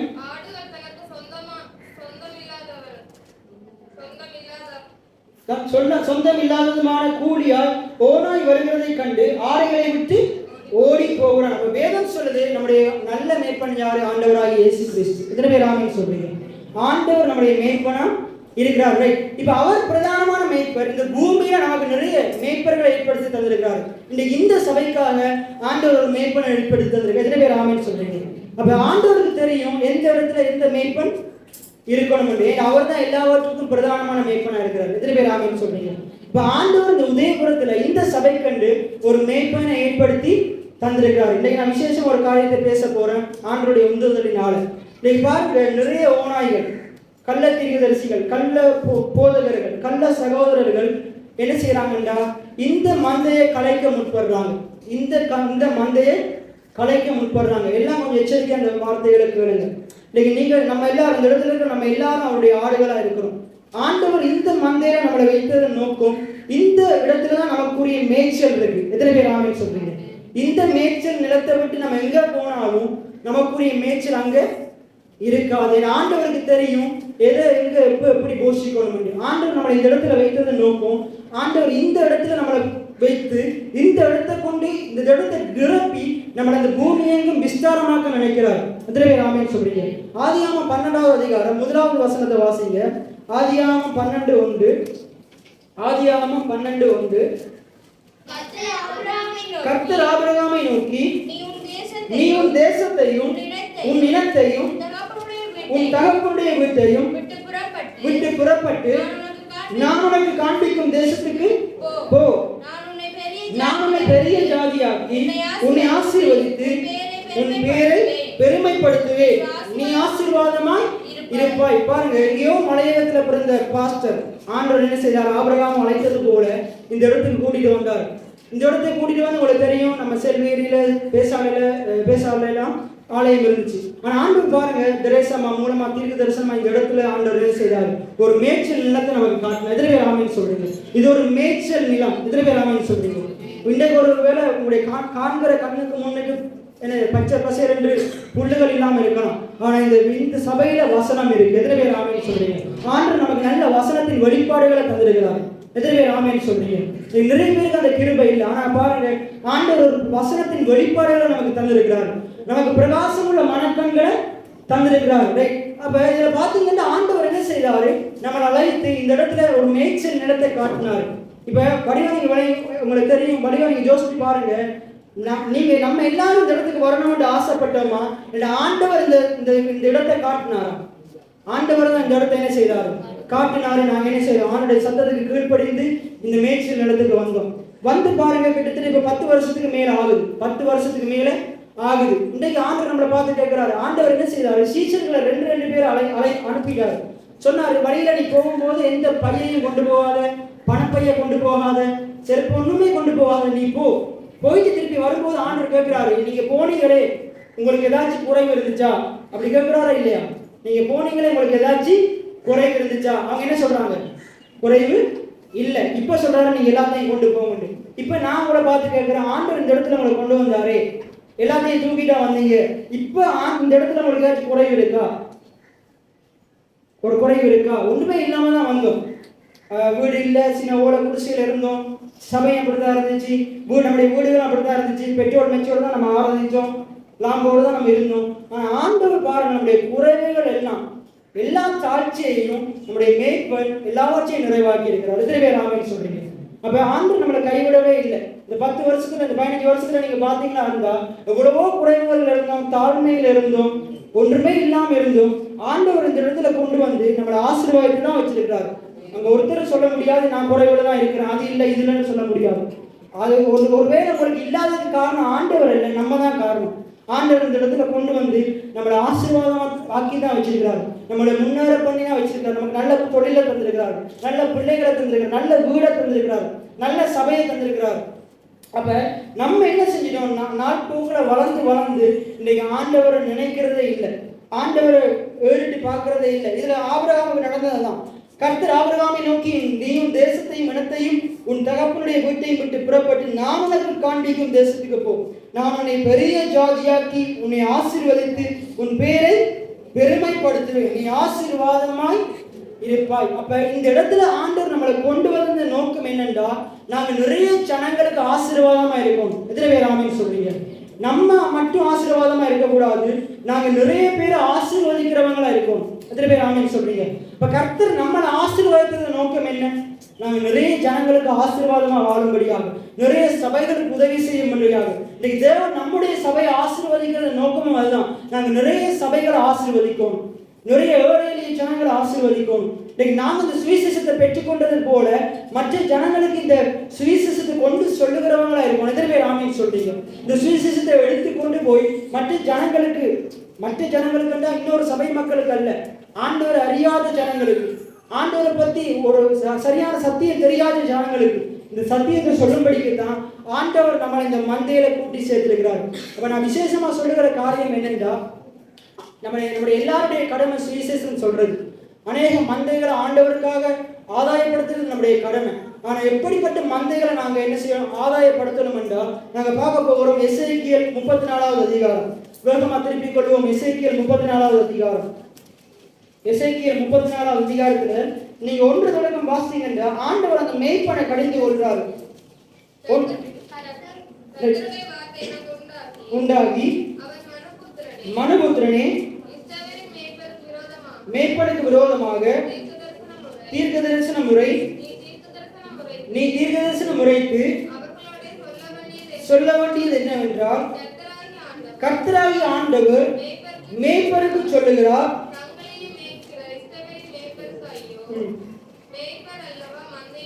ஆண்டவர் பாருங்க, இந்த எசேக்கியேல் தீர்க்கதரிசி மூலமா என்ன செய்யறாரு, மேய்ப்பரை கடிந்து கொள்றாரு.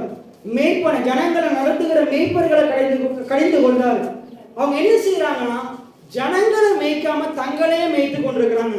ஜனங்களை மேய்க்காம தங்களையே மேய்த்து கொண்டிருக்கிறாங்க. தங்களுடைய வாழ்க்கையில் என்ன செய்யறாங்க, வசனத்தின் வெளிச்சத்தை அறிந்து கொண்டு தங்களை தாங்களே மேய்த்து கொண்டிருக்கிறாங்க. அப்ப நான் நேற்றைய நேரத்தில் இந்த பிரசங்கத்தை ஆயத்தப்படுத்தும் பொழுது நான் ஆண்டவரத்துல ஜெபம் பண்ண, ஆண்டவரே இந்த பகுதியிலிருந்து நீங்க எனக்கு ஒரு விசேஷமான ஒரு வெளிப்பாட்டை தாருங்க, ஒரு விசேஷமான வெளிப்பாட்டை நான் ஜனங்களுக்கு சொல்லணும் அப்படின்னு ஜெபிக்கும் போது தொடர்ந்து நாங்கள் குடிச்சு ஆராய்ந்து கொண்டிருக்கும் போது ஆண்டவர் ஒரு காரியத்தை என்ன செய்தார், வெளிப்படுத்தினார். இன்றைக்கு நிறைய சபைகள்ல ஆண்டவர் நிறைய என்ன செய்யறார், ஒவ்வொரு சபைகளுக்கும் ஆண்டவர் அவங்களுடைய தேவைக்கேற்ப மேய்ப்பர்களை உண்டு பண்ணி தந்திருக்கிறார். இன்றைக்கு பாத்தீங்கன்னா கிட்டத்தட்ட பேசாலே ஒரு 10க்கு மேற்பட்ட சபைகள் இருக்கு. இப்ப நம்முடைய பிரதேசத்துல பாத்தீங்கன்னா இப்ப விசேஷமா இந்த காடாஸ்பத்திரியில ஒரு சபை இருக்கு, இங்க ஒரு சபை இருக்கு. இப்ப ஆண்டவர் சந்திரன் பாஸ்டர் இங்க வைக்கல, ஜேக்கப் பாஸ்டர் அங்க வைக்கல.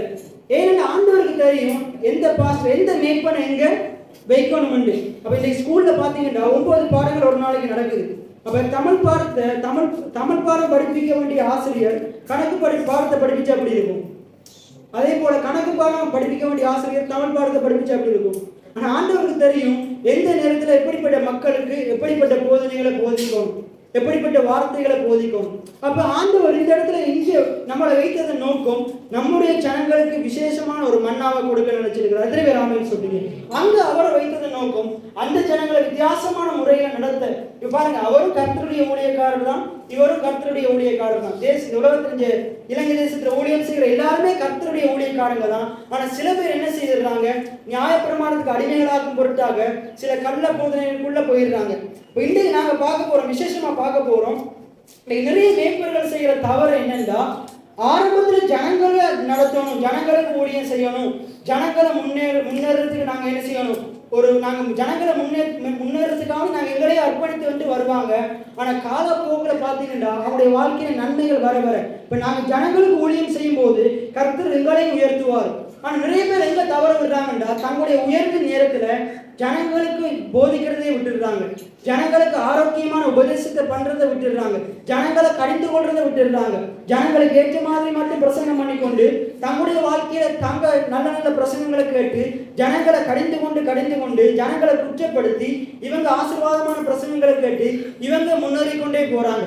அப்ப ஆண்டவர் வெளிப்படுத்துற காரியம் என்னென்றா, ஒரு மேய்ப்பன் அவன் எப்படிப்பட்ட மேய்ச்சலின் நிலத்துல அவன் என்ன செய்யறான், வளர்ந்து கொண்டிருக்கிறான். அந்த மேய்ப்பன் எப்படிப்பட்ட நிலத்துல அவன் மேய்ந்து வளர்ந்து கொண்டிருக்கிறான், எப்படிப்பட்ட போதனைகள் அவன் கேட்டு நாளுக்கான அவனுடைய வாழ்க்கையில வெற்றியா வாழ்றானோ, அதுபோல தன்னுடைய ஜனங்களையும் ஒரு வெற்றியுள்ள பாதையில ஒரு மேய்ப்பன் நடத்துகிறவனா இருக்கும். எத்தனை பேர் ஆமென் சொல்றீங்க? சங்கீதத்துல சொல்லப்படுது பாருங்க 23ல, அவர் என்னை புல்லுள்ள இடங்களில் மேய்த்து.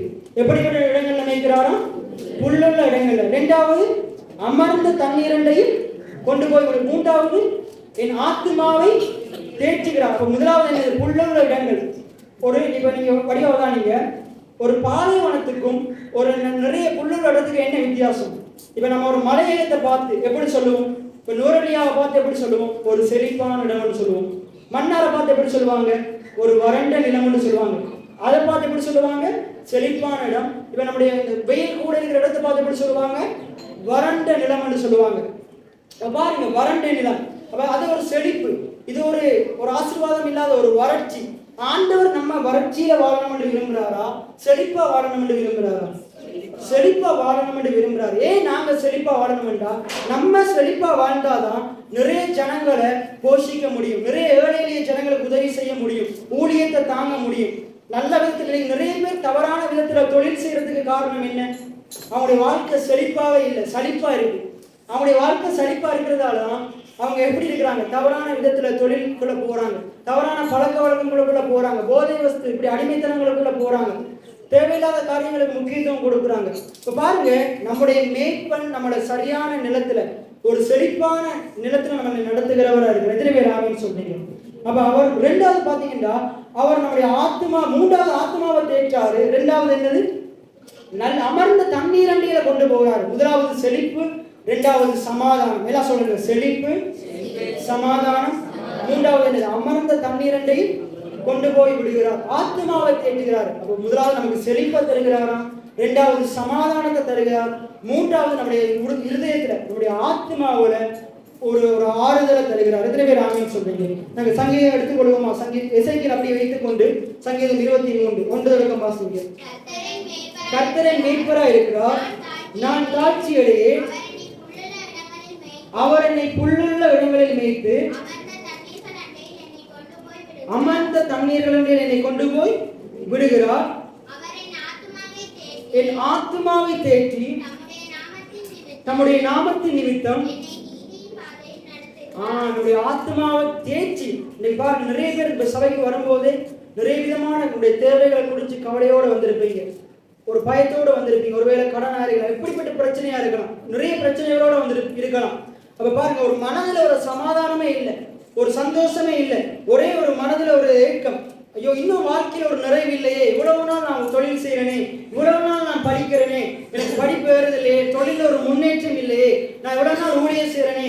ஜனங்கள் அப்படி ஒரு ஏக்கம் போதகமா இருக்கு பாருங்க. இவ்வளவு ஊழியம் செய்தாலும் ஜனங்களுடைய வாழ்க்கையில ஒரு சமாதானம் இல்லை, குடும்பத்துல ஒரு சமாதானம் இல்லை. இப்படிப்பட்ட தேவைகளோட நம்ம இருக்கலாம்.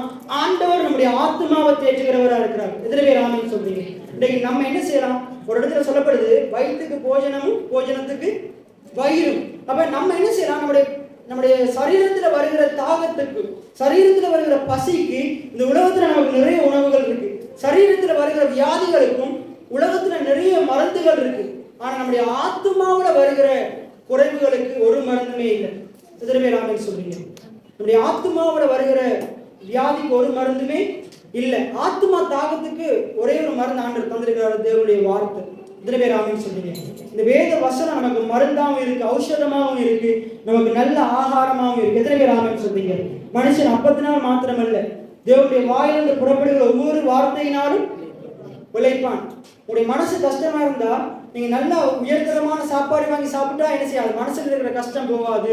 வேதத்தை எடுத்து படிச்சு பாருங்க, உங்களுக்கு ஒரு சந்தோஷம் உண்டாகும், ஒரு ஆனந்த களிப்பு உண்டாகும். எத்தனை பேர் ஆமென் சொல்றீங்க? அப்ப இதுல பாத்தீங்கன்னா, ஆண்டவர் நம்முடைய நீதியின் பாதையில நடத்துகிறவராக இருக்கிறார். நிறைய ஜனங்கள் பாருங்க, ஆண்டுடைய சமூகத்துக்கு உட்பட்டிருந்தும் பாவத்தின் பாதைகள்ல போய் கொண்டிருக்கிறாங்க, மரண இருளுக்குள்ள போய் கொண்டிருக்கிறாங்க. ஆனா நம்மள ஆண்டவர் நீதியின் பாதைகள்ல நடத்தி கொண்டிருக்கிறாங்க. எத்தனை பேர் ஆமென் சொல்றீங்க? அப்ப எசேக்கியேலுக்கு திருப்பி கொள்வோம். எசேக்கியேல் 34வது அதிகாரம், எசேக்கியேல் 34வது அதிகாரம் தொடர்ந்து வாசிங்க. ஐயோ, மேய்ப்பரல்லவா மந்தையை மேய்க்க வேண்டும், நீங்கள் நெய்யை சாப்பிட்டு கொள்கிறீர்கள், கொடுத்ததை அடிக்கிறீர்கள். பாருங்க, மேய்ப்பர்கள் நிறைய பேர் என்ன செய்யறாங்க? இந்தியத்தில் நீங்க Facebook யூடியூப்ல பாப்பீங்களா இருந்தா, சில போதகர்கள் நிறைய போதகர்களை குறித்து குறை சொல்றது வழக்கம்.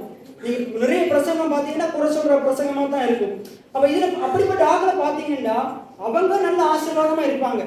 எப்படி இருப்பாங்க? இந்த குறை சொல்றாங்க பாத்தீங்கன்னா நல்ல கார் இருக்கும், பங்களா இருக்கும், பெரிய பெரிய சர்ச் இருக்கும், ஏசி ரூம் இருக்கும், எல்லாமே அவங்க வச்சிருப்பாங்க. ஜனங்களுக்கு என்னத்தை போதிப்பாங்க? இன்று நீ மரித்தால் எங்கே போவாய், இன்றைக்கு நீ கொண்டு போற, நீ இந்த பூமியில் ஆசீர்வாதமா வாழாத, உன்னுடைய இருக்கிற எல்லாத்தையும் வந்து காணிக்கப்பட்டிக்குள்ள போடு, அங்க போடு, இங்கே போடு. ஆனா அவங்க நல்லா வாழ்வாங்க. ஜனங்களை சரியான விதத்துல என்ன செய்ய மாட்டாங்க?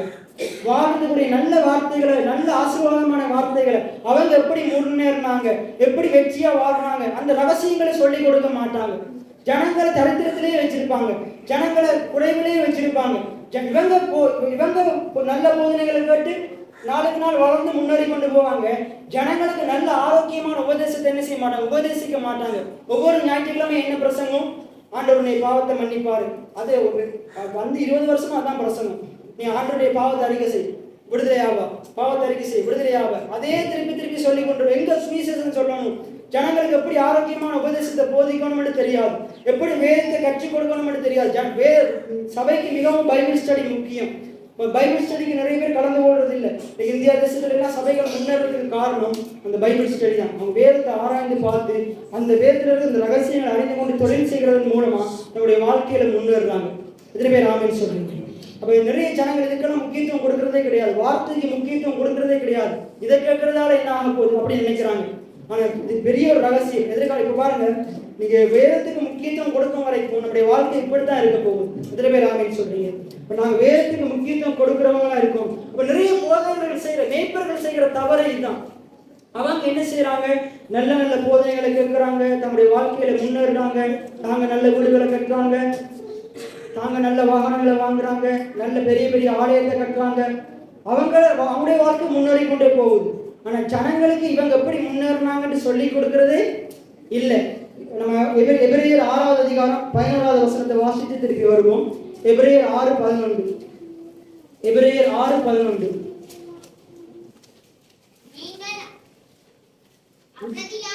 நீங்கள் அசதியாயிராமல் வாக்குத்தத்தமான ஆசீர்வாதங்களை விசுவாசத்தினாலும் நீடிய பொறுமையினாலும். அங்க பவுல் யாரை பின்பற்றி சொல்றாரு? விசுவாசத்தினாலும் நீடிய பொறுமையினாலும் ஆசீர்வாதங்களை சுதந்திரித்துக் கொள்கிறவர்களை பின்பற்றுங்க. அப்ப வேதம் நமக்கு சொல்றது நம்ம யாரை பின்பற்றணுமா?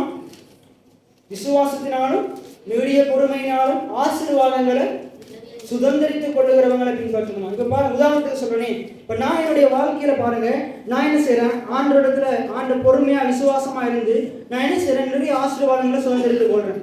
நிறைய ஆசீர்வாதங்களை, ஆவிக்குரிய ஆசீர்வாதங்களை சுதந்திரித்துக் கொள்கிறேன், பூமிக்குரிய ஆசீர்வாதங்களை சுதந்திரித்துக் கொள்கிறேன். முதலாவது, எத்தனை பேர் விசுவாசிக்கிறீங்க ஆண்டவர் எங்களை ஆவிக்குரிய ஆசீர்வாதங்களையான ஆசீர்வதிக்கிறாரு, பூமிக்குரிய ஆசீர்வாதங்களையான எத்தனை பேர் விசுவாசிக்கிறீங்க? நிறைய பேருக்கு எனக்கு பரலோகம் மட்டும் போதும் அப்படின்னு நினைக்கிறாங்க. ஆண்டவர் சொல்றாரு, சீசர்களுக்கு சொல்றாரு, நீ இம்மையிலும் ஆசீர்வதிக்கப்பட்டிருக்க, மறுமையிலும். இம்மையிலேயும் உனக்கு 100 ஆசீர்வாதங்கள் இருக்கு, மறுமையில உனக்கு நித்திய ஜீவனும் இருக்கு. மறுமையில நித்திய ஜீவனும் இருக்கு, இம்மையில 100 ஆசீர்வாதமும் இருக்கு. அப்ப இந்த பூமியில நாங்க ஆசீர்வாதங்களை சுதந்திரத்துக்கு கொள்ளணுமா இருந்தா நமக்கு விசுவாசமும் தேவை, பொறுமையும் தேவை. ஆபிரகாம் 25 வருஷம் பொறுமையா காத்திருந்தான். 25 வருஷம் பொறுமையா காத்திருந்தான்.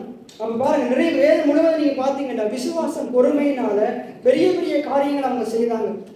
அப்ப இன்னைக்கு நாங்க விசுவாசிகளாக நாங்க இந்த பூமியிலையும் ஆசீர்வாதமா வாழணுமா இருந்தா நம்முடைய வாழ்க்கையில விசுவாசம் உள்ளவர்களா இருக்கும், தேவனை சார்ந்து கொள்ளுகிறவங்களா இருக்கும், பொறுமையா காத்திருக்கணும். தேவன் சொன்னதை செய்வார் என்று பொறுமையா காத்திருக்கணும். கர்த்தர் செய்ய நினைத்தது ஒரு நாளும் தடைபடாது நாங்க பொறுமையா காத்திருக்கிறவங்களா இருக்கும். எத்தனை பேர் ஆமென் சொல்றீங்க? நிறைய விசுவாசிகளுக்கு பொறுமையே இல்லை, விசுவாசமே இல்லை. இதனாலதான் வாழ்க்கையில எந்த ஒரு ஆசீர்வாதமும் இல்லை. நம்முடைய வாழ்க்கையில பொறுமை இருக்கணும், விசுவாசம் இருக்கணும். நம்ம வேதம் சொல்லுது, விசுவாசத்தினாலும் பொறுமையினாலும் ஆசீர்வாதங்களை சுதந்திரிக்கிறவர்களை பின்பற்றுகிறவர்களாய் இருக்க வேண்டும் என்று. அப்ப நம்முடைய வாழ்க்கையில நாங்க பின்பற்றுகிற நபர், நாங்க பின்பற்றுகிற மேய்ப்பர் ஒரு சரியான மேய்ப்பனா இருக்கும். எத்தனை பேர் ஆமென் சொல்றீங்க? நம்முடைய ஆண்டவர் நமக்கு நல்ல மேய்ப்பன் தான். இப்ப நீங்க ஆராய்ந்து பாருங்க, இன்னைக்கு நீங்க போன்ல கேட்கிற பிரசங்கங்கள் அவர் எப்படிப்பட்ட மேய்ப்பர் என்று ஆராய்ந்து பாருங்க. டிவியில கேட்கிற பிரசங்கங்கள் எப்படிப்பட்ட மேய்ப்பருடைய பிரசங்கங்கள் ஆராய்ந்து பாருங்க. ஒருவேளை நீங்க என்ன செய்றீங்க, நிறைய பேர் லீவுக்கு கிளிநொச்சி இப்படி நிறைய இடங்களுக்கு போவாங்க. அப்ப நிறைய அவங்களுடைய சொந்த இடங்களுக்கு போவாங்க. இப்ப நீங்க அங்கெல்லாம் நீங்க வெளியிடங்களுக்கு போனீங்களா இருந்தா முதலாவது நீங்க சபைக்கு போகணும். ஞாயிற்றுக்கிழமையா இருக்குமா இருந்தா எவ்வளவு பெரிய வேலையா இருந்தாலும் எங்க போகணும்? சபைக்கு போகணும். இந்த கடந்த நாட்களை சந்தோஷம் குறிச்சு பாத்தீங்களா, அங்க இருக்கிற பாஸ்டர் அப்பாட்ட சொன்னார், அவன் அங்க போய் என்ன செஞ்சிருக்கிறான், சேர்ச்சுக்கு போயிருக்கான், பைபிள் படிச்சிருக்கிறான். அங்க இருக்கிற பாஸ்டர் அப்பாட்ட கோட் எடுத்து பாராட்டினார். இப்போ நீங்க அங்க போகணும், அங்க போனாலும் நல்லா வேதத்தை எடுத்து படிக்கணும். அங்க இருக்கிறவங்க உங்களை பாராட்டுகிறவனும் நீங்க ஆசீர்வாதம் அந்த இடத்துல இருக்கணும். எதிர்வே ஆமின்னு சொல்றீங்க.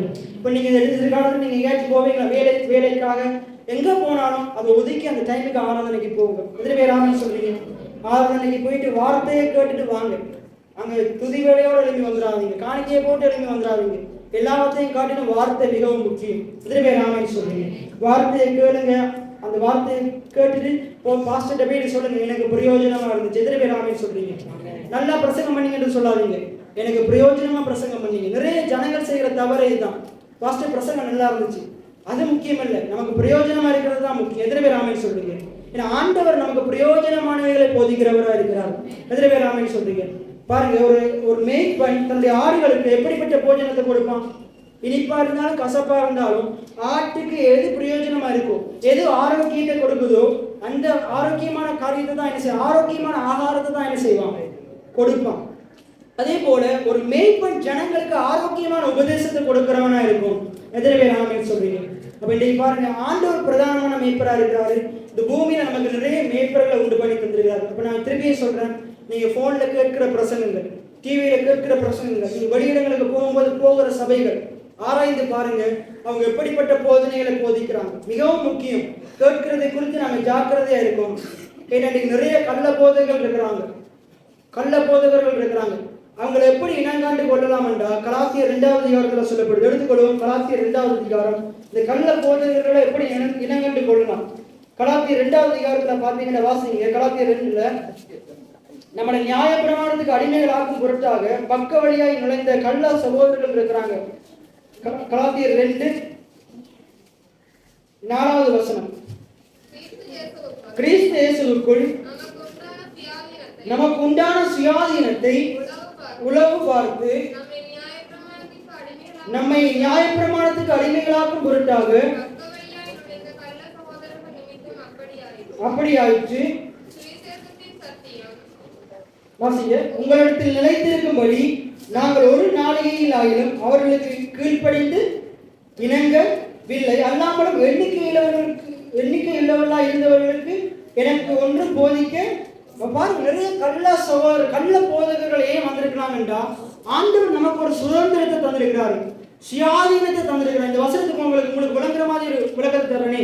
இலங்கை 1948வது வருஷம் என்ன செஞ்சிருச்சு, சுதந்திரத்தை பெற்று கொண்டிருச்சு. இப்போ 2009 நமக்கு இந்த சிங்களவருக்கும் தமிழுக்கும் ஏற்பட்ட இந்த யுத்தம் என்ன செஞ்சிருச்சு, ஒரு 2009 அந்த காலகட்டத்திலே ஒரு முடிவுக்கு வந்துருச்சு. இப்போ நிறைய பேர் பார்த்தீங்கன்னா அந்த நாட்களில் இடம்பெயர்ந்து வந்து ஒளிந்து வாழ்ந்தாங்க, மறைந்து வாழ்ந்தாங்க. அவங்க ஒரு காணி வாங்குறதுக்கு பயப்பட்டாங்க. ஏன்னா வாங்கினா இன்னொரு இடம்பெயர்வு வந்துடுமோ, இதை இழந்து போயிடுவோமோ, பணம் அநியாயம் ஆயிருமோ, இப்படின்னு பயந்து வாழ்ந்தாங்க. இப்போ நிறைய பேர் பாருங்க, இப்போ இந்த யுத்தம் முடிஞ்சு கிட்டத்தட்ட 10 வருஷம் ஆகுது. 2009 கிட்டத்தட்ட 15 வருஷம் ஆகுது. 15 வருஷத்துல இன்னும் நிறைய பேர் ஒளிஞ்சொழிஞ்சு வாழ்வாங்களா இருந்தா, நிறைய பேர் அந்த காணி இப்போதைக்கு வாங்கிறாது. நிறைய பேர் சொல்றாங்க வைங்களேன், இப்போதைக்கு காணி வாங்கிறாது, திருப்பி ஒரு பிரச்சனை வரப்போகுது. நீ காணி வாங்கினியா இருந்தா உறவை எங்க கொண்டு போவேன், நீ இன்னொரு இடம்பெயர்ந்து போனா என்ன செய்ய முடியாது. உதாரணத்துக்கு சொல்றேன், இப்படி கிளிநொச்சியில இருந்து என்ன செஞ்சுட்டேன், மன்னார் இடம்பெயர்ந்து வந்துட்டேன். இன்னும் நிறைய பேர் ஒரு உதாரணத்துக்கு சொல்றேன். இப்போ இதுல ஒரு நபர் இருக்காரு, அவர் அந்த யுத்த காலத்துல கிளிநொச்சியில இருந்து என்ன செஞ்சுட்டாரு, இடம்பெயர்ந்து வந்துட்டாரு. இடம்பெயர்ந்து இருக்கிறாரு. இப்போ சில தவறான ஆட்களுடைய காரியத்தை கேட்டு, தவறான ஆள் சொல்றதை கேட்டு இன்னும் அவர் என்ன செய்யறாரு, காணி வாங்காம இருக்கிறார், வந்து வாடகைக்கு இருந்து கொண்டிருக்காரு. இப்ப நான் போயிட்டு கேட்கிறேன், ஏன் காணி வாங்காம இருக்கிறீங்க, நிறைய பேர்லாம் நல்லா இருக்கிறாங்களே, நல்ல காணி வாங்கி நல்ல வேலை நல்ல வீடெல்லாம் கட்டி இருக்கிறாங்களே, நீங்க ஏன் இன்னும் காணி வாங்கல அப்படின்னு கேட்கும்போது அவர் சொல்றாரு, எனக்கு இவர் இப்படி சொன்னாரு, இன்னொருத்தர் இப்படி சொன்னாரு. எப்படி சொன்னாருன்னா, இப்ப காணி வாங்கினா 2 வருஷத்துல ஒரு பிரச்சனை வரும், 3வது உலக யுத்தம் வரும். அப்ப இந்த காணியை நான் எங்க கொண்டு போக போறேன், திருப்பி இடம்பெயர்ந்து தானே போகணும், நான் அங்க போய் என்ன செய்யறேன், அங்க போய் நான் காணியை வாங்குறேன். இப்ப இவர் முட்டாளா, நான் அறிவாளியா? யுத்தம் முடிஞ்சிருச்சு, 2009ஆம் ஆண்டு ஒரு முடிவுக்கு வந்துருச்சு. இவர் பாருங்க இன்னும் பயந்து அந்த பயம் என்ன செய்ய வைக்குது, அவரை என்ன செய்ய, மறைஞ்சு ஒளிஞ்சு வாழ வைக்குது. ஆதியாகமத்துல நடந்த காரியம் அதுதான். ஆதாமேவால் பாவத்தை செய்யறாங்க, பாவத்தை செஞ்சுட்டு ஆண்டவர் வந்து கேட்கிறாரு, ஆதாமே நீ எங்கே இருக்கிறாய்? அவன் சொல்றான், நான் நிர்வாணியா இருப்பதனால் பயந்து ஒளிந்து கொண்டிருக்கிறேன். நிறைய விசுவாசிகள் ஆசீர்வாதம் இல்லாததுக்கு காரணம் அவருடைய வாழ்க்கையில பயம், இன்னும் அடிமைத்தனத்தின் நுகத்துக்கு உட்பட்டு இருக்கிறார்கள். ஆனா ஆண்டவராக இயேசு கிறிஸ்து ஏன் இந்த பூமிக்கு வந்தாரு, அந்த அடிமைத்தனத்தின் நுகத்தை உடை தெரிகிறது. எதிரே ஆமென் சொல்றீங்க? அந்த அடிமைத்தனத்தின் நுகத்தை உடை தெரிகிறதுக்கு தான் வந்தார். இன்னைக்கு உடை தெரிந்திருக்கிறார். எத்தனை பேர் ஆமென் சொல்றீங்க? அப்ப இதை பார்த்தீங்கன்னா நிறைய கள்ள சகோதரர்களே வர்றாங்க. நம்முடைய வாழ்க்கையில நாங்க முன்னேறக்கூடாது, மேல போகக்கூடாது. அவங்க மட்டும் பார்த்தீங்கன்னா முன்னேறுவாங்க. அவங்களுடைய வாழ்க்கையில நல்ல வீடு இருக்கும், நல்ல வாகனங்கள் இருக்கும், எல்லா ஆசீர்வாதமும் இருக்கும். ஜனங்களுடைய வாழ்க்கையில ஒன்றுமே இருக்கக்கூடாது. நான் உங்களுக்கு சொல்லுகிறேன், நீங்க இந்த பூமியிலேயும் ஆசீர்வாதமா தான் இருக்கணும், பரலோகத்துக்கு போனாலும் ஆசீர்வாதமா தான் இருக்கணும். எத்தனை பேர் ஆமென் சொல்றீங்க? நம்ம இந்த இம்மையிலையும் நாங்க ஆசீர்வதிக்கப்பட்டு தான் இருக்கணும், மறுமையிலையும் ஆசீர்வதிக்கப்பட்டு தான் இருக்கோம். எத்தனை பேர் ஆமென் சொல்றீங்க? பாருங்க, யோசேப்பு வெளியில இருக்கும்போது மட்டும் ஆசீர்வாதமா இல்லை, அவன் சிறையில இருக்கும்போது ஆசீர்வாதமா தான் இருந்தான். எத்தனை பேர் ஆமென் சொல்றீங்க? அவனுக்கு சிறையிலையும் தயவு இருந்துச்சு, வெளியிலையும் தயவு இருந்துச்சு. இன்னைக்கு இந்த பாவமான உலகத்துல வாழ்றோம். இந்த பாவம் நிறைந்த இந்த தீமை நிறைந்த உலகத்திலையும் நாங்க ஒரு ஒளியாத்தான் வாழணும், ஒரு உப்பா தான் வாழணும். நாங்க பரலோகத்துக்கு போனாலும் அப்படித்தான் வாழணும். எத்தனை பேர் ஆமென் சொல்றீங்க? அப்ப நம்ம சாக்கு போக்கு சொல்லக்கூடாது. இந்த பூமி முழுவதும் பாவம் இருக்குதானே பிரதர், அதான் நான் பாவம் செய்யறேன், அதான் நான் பாவம், அப்படி சாக்கு போக்கு சொல்ல இடமே இல்லை. வேதம் சொல்லுது சாக்கு போக்கு சொல்ல இடம் இல்லை. நீ இந்த பூமியில உப்பா வாழணும். ஏன் நம்ம உப்பா வாழணும்? இயேசு உப்பா வாழ்ந்தார். இயேசுவும் தீமை நிறைந்த உலகத்திலாம் வாழ்ந்தார். இயேசுவும் நிறைய கடன்களுக்கு உட்பட்ட பிரதேசத்திலாம் வாழ்ந்தார். நிறைய வியாதி வறுமைகள் வேதனையிலிருந்து உலகத்திலாம் வாழ்ந்தார். இயேசுவும் மாட்டிக்கொட்டில தான் பிறந்தார். பாருங்க, இப்படிப்பட்ட குறைவுல தான் அவரும் வாழ்ந்தாரு. ஆனா ஒரு நாள் அவர் குறைவுள்ளவராக இருக்கல, அவர் நிறைவா வாழ்ந்தார். எத்தனை பேர் ஆமென் சொல்றீங்க? எத்தனை பேர் ஆமென் சொல்றீங்க? ஒரு இடத்துக்கு போறாரு, அங்க பாத்தீங்கன்னா 5 அப்பமும் 2 மீனும் தான் இருக்கு. 5000 பேர் இருக்கிறாங்க, 5000 புருஷர் இருக்கிறாங்க, கிட்டத்தட்ட 30,000 பேருக்கு மேற்பட்ட ஜனங்கள் இருக்கிறாங்க. ஒரு சின்ன பையன்ட்டு 5 அப்பமும் 2 மீனும் தான் இருக்கிறாரு. அந்த பகுதியை நீங்க வாசிப்பீங்களா இருந்தா வேதம் சொல்லுது, ஆண்டவர் அவர்களை புல்லுள்ள இடங்கள் என்ன செய்ய வச்சாராம்? அமர்த்தினாராம். புல்லுள்ள இடங்கள் அமர வச்சாராம். அமர வச்சு எல்லாரையும் பந்தி பந்தியை இருக்க வச்சார். அப்படியே சங்கீதம் 23 அப்படியே நிறைவேறுது. அது நிழல், இது நிஜம், அப்படியே நிறைவேறுது. அவங்களை அமர வச்சு என்ன செய்யறாரு? 5 அப்பத்தை 2 மீனை எடுத்து, எனக்கு 5 அப்பம் 2 மீன் தான் இருக்கு, நான் சாப்பிட்டுட்டு தூங்கிடுறேன், நீங்க எல்லாரும் பட்டினி அழுங்க, ஆண்டவர் நீங்க செத்த பிறகு உங்களை பரலோகத்துல போஷிப்பாரு. அப்படியா சொன்னாரு? பரலோகத்துக்கு வாங்க, அங்க உங்களுக்கு நான் நல்ல சாப்பாடு தரேன், இங்க நான் மட்டும் சாப்பிட்றேன். அப்படியா சொன்னாரு? அந்த மேய்ப்பன் என்ன செய்தார் பாருங்க. முதலாவது அவர் அதை எடுத்துக்கொள்ளல, அவர் எடுத்து வானத்தை அண்ணாந்து பார்த்து சோஸ்தரித்து ஜனங்களுக்கு பெற்று கொடுத்தார். எத்தனை பேர் ஆமென் சொல்றீங்க? சீசத்தை கொடுத்தார், ஜனங்களுக்கு பெற்று. பாருங்க, பிரதானமான மேய்ப்பன் அந்த 12 சீசருக்கும் என்ன செய்யறாரு? அதாவது சக மேய்ப்பர்களுக்கு கொடுக்கிறாரு. இப்ப இந்த ஆடுகளுக்கு என்ன செய்யுங்க? பெற்று கொடுங்க. அப்ப பிரதானமான மேய்ப்பன் அந்த மேய்ப்பர்களுக்கு கற்றுக் கொடுக்கிறாரு, நான் உங்களுக்கு கொடுக்கிறத நீங்க மற்றவங்களுக்கு என்ன செய்யுங்க? பகிர்ந்து. எத்தனை பேருக்கு நான் சொல்றது விளங்குது? அப்ப இன்றைக்கு இந்த பூமியில இருக்கிற போதகர்களுக்கு மேய்ப்பர்களுக்கு என்ன வேலை? ஆண்டவர் தங்களை எப்படி ஆசீர்வதித்தாரோ அது போல ஒரு போதகர், ஒரு மேய்ப்பர் ஜனங்களை ஆசீர்வதிக்கிறவங்களா இருக்கும். எத்தனை பேர் ஆமென் சொல்றீங்க? ஜனங்களை தேவன் எப்படி அவர்களை ஆசீர்வதிச்சாரோ, தேவனிடத்திலிருந்து ஒரு நல்ல போதகர் எப்படி பெற்றுக்கொண்டாங்களோ அதுபோல ஜனங்களுக்கு ஆரோக்கியமான உபதேசத்தை, பக்தி விருத்தி கேட்க உபதேசத்தை, ஞானமுள்ள உபதேசத்தை, கிருபை நிறைந்த உபதேசத்தை ஜனங்களுக்கு கொடுக்கிறவங்களா இருக்கணும். ஜனங்களுக்கு பிரயோஜனமானவைகளை போதிக்கிறவங்களா இருக்கணும். எத்தனை பேர் ஆமென் சொல்றீங்க? எத்தனை பேருக்கு நான் சொல்ற தெளிவா விளங்குது? அப்ப நீங்க ஆராய்ந்து பாருங்க, இன்னைக்கு நீங்க கேட்கிற போதனைகள் எப்படிப்பட்ட போதனைகளா இருக்கு, அவங்க உங்களை எப்படிப்பட்ட இடங்கள்ல மேய்க்கிறாங்க, அவங்க இப்ப எப்படிப்பட்ட போதனைகளை உங்களுக்கு போதித்து கொண்டிருக்கிறாங்க. ஆண்டவர் உங்களுக்கு நல்ல ஞானத்தை தந்திருக்கிறாரு, ஞானமுள்ள இருதயத்தை தந்திருக்கிறாரு, நன்மை தீமை அறியத்தக்க இருதயம் எத்தனை பேருக்கு தந்திருக்கிறாரு. அப்ப நீங்க கேட்கிற போதனைகளை குறித்து ஜாக்கிரதை உள்ளவங்களா இருக்கணும். நீங்க எங்க பார்த்தாலும் தவறான போதனைகள் என்ன செஞ்சிருக்கு? மூழ்கி போய் இருக்குது. எது நல்ல போதனை, இது கள்ள போதனைன்றே தெரியல. ஆனா இந்த வேதத்தை நீங்க படிப்பீங்களா இருந்தால் இந்த வேதம் நமக்கு சுட்டி காட்டும், இதுதான் கடவுளுடைய போதனை, இது கள்ள போதனை. இதுல பேர் ஆமென் சொல்றீங்க?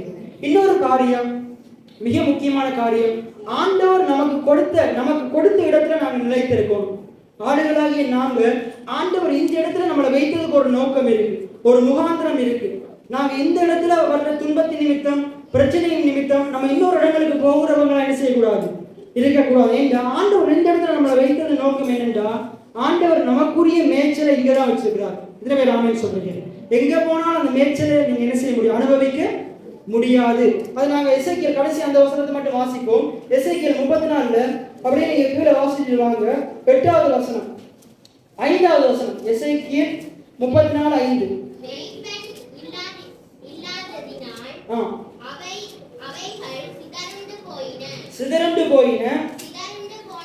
சிதறண்டு போனவைகள்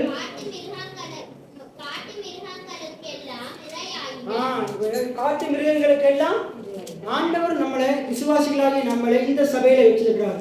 ஆடுகளாகி நம்மளை இந்த சபையில ஒரு மேய்ப்பனுக்கு கீழே வச்சிருக்கிறார், ஒரு நல்ல ஆயனுக்கு கீழே வச்சிருக்கிறார். ஒவ்வொரு ஆண்டவர் இந்த பாஸ்டர் ஜேக்கப் ஆண்டவர் அழைக்கலாட்டி அவர் இந்த இடத்துக்கு வந்திருக்க மாட்டார். அவர் அங்க நல்ல குளிர்ல எப்படி இருந்திருப்பாரு, நல்ல ஒரு ஆலயம் இருந்துச்சு, மெதடிஸ்ட்ல இருந்திருப்பாரு. ஆனா ஆண்டுடைய அழைப்புக்கு கீழ்படிச்சு இங்க வந்தாரு. ஆண்டவர் அவரை இந்த இடத்துல வச்சிருக்கிறார். அது போல ஒவ்வொரு போதகர்களையும் அங்கங்க வச்சிருக்கிறார். இப்ப அவர் இங்க வந்து இவர் அங்க போனா சரி வராது. ஆண்டவர் அவங்களை எங்க வச்சிருக்காரோ அவங்க அங்க நிலைத்திருந்தால் கனி கொடுக்க முடியும். எத்தனை பேர் ஆமென் சொல்றீங்க? நல்ல கனி கொடுக்காத மரம் எல்லாம் வெட்டுண்டு அக்கினியிலே போடப்படும். ஒரு மரம் கனி கொடுக்கணுமா இருந்தா அது நடப்பட்ட இடத்துல நிலைத்திருக்கணும். எத்தனை பேருக்கு விளங்குது? அது நடப்பட்ட இடத்துல நிலைத்திருக்கணும். ஒருக்க இங்கேயும் அடுத்த மாசம் அங்கேயும் இன்னொரு மாசம் அங்கேயும் வைத்தா என்ன செய்ய முடியாது, வளர முடியாது. பாருங்க, இந்த இடத்துல இந்த சபை 20 வருஷத்துக்கு மேல நாட்டப்பட்டதால தான் இன்னைக்கு கொஞ்சம் கொஞ்சமா நம்ம ஆசீர்வாதங்களை பார்த்து கொண்டிருக்கிறோம். எத்தனை பேர் ஆமென் சொல்றீங்க? நாங்கள் இது ஐயோ இவங்கெல்லாம் சரியில்லை அப்படின்னு சொல்லி பாஸ்டர் இவங்கெல்லாம் என்ன ஏசுறாங்க, அடிக்கிறாங்க, துப்புறாங்கன்னு சொல்லிட்டு பாஸ்டர் விட்டுட்டு போயிருப்பாரா இருந்தா இன்றைக்கு என்ன செஞ்சிருக்க முடியாது, இப்படிப்பட்ட ஆசீர்வாதங்களை பார்த்துருக்க முடியாது. அதுபோல நீங்களும் சபையா மாறி போவீங்களா இருந்திருந்தா இன்றைக்கு நீங்க இருக்கிற ஆசீர்வாதமான வாழ்க்கையில வாழ்ந்திருக்க முடியாது. ஆனா எதிர்காலத்துல இப்படிப்பட்ட பிரச்சனைகள் வரப்போகுது. மிகவும் எச்சரிக்கையா இருங்க. நிறைய கள்ள சகோதரர்கள் வரப்போறாங்க. எத்தனை பேருக்கு நான் சொல்றது விளங்குது? நிறைய ஓநாய்கள் வரப்போகுது. நம்மளை இந்த மந்தையிலிருந்து பிரிக்க போகுது. இந்த மந்தையிலிருந்து பிரிக்கிறது நிறைய வேலைகள் நடந்து கொண்டிருக்கு. ஆண்டவர் பேசி கொண்டிருக்கிறார். எத்தனை பேர் ஆமென் சொல்றீங்க? இந்த மந்தையிலிருந்து நம்மளை வேற மந்தைக்கு கூட்டிட்டு போக நினைக்கிறாங்க.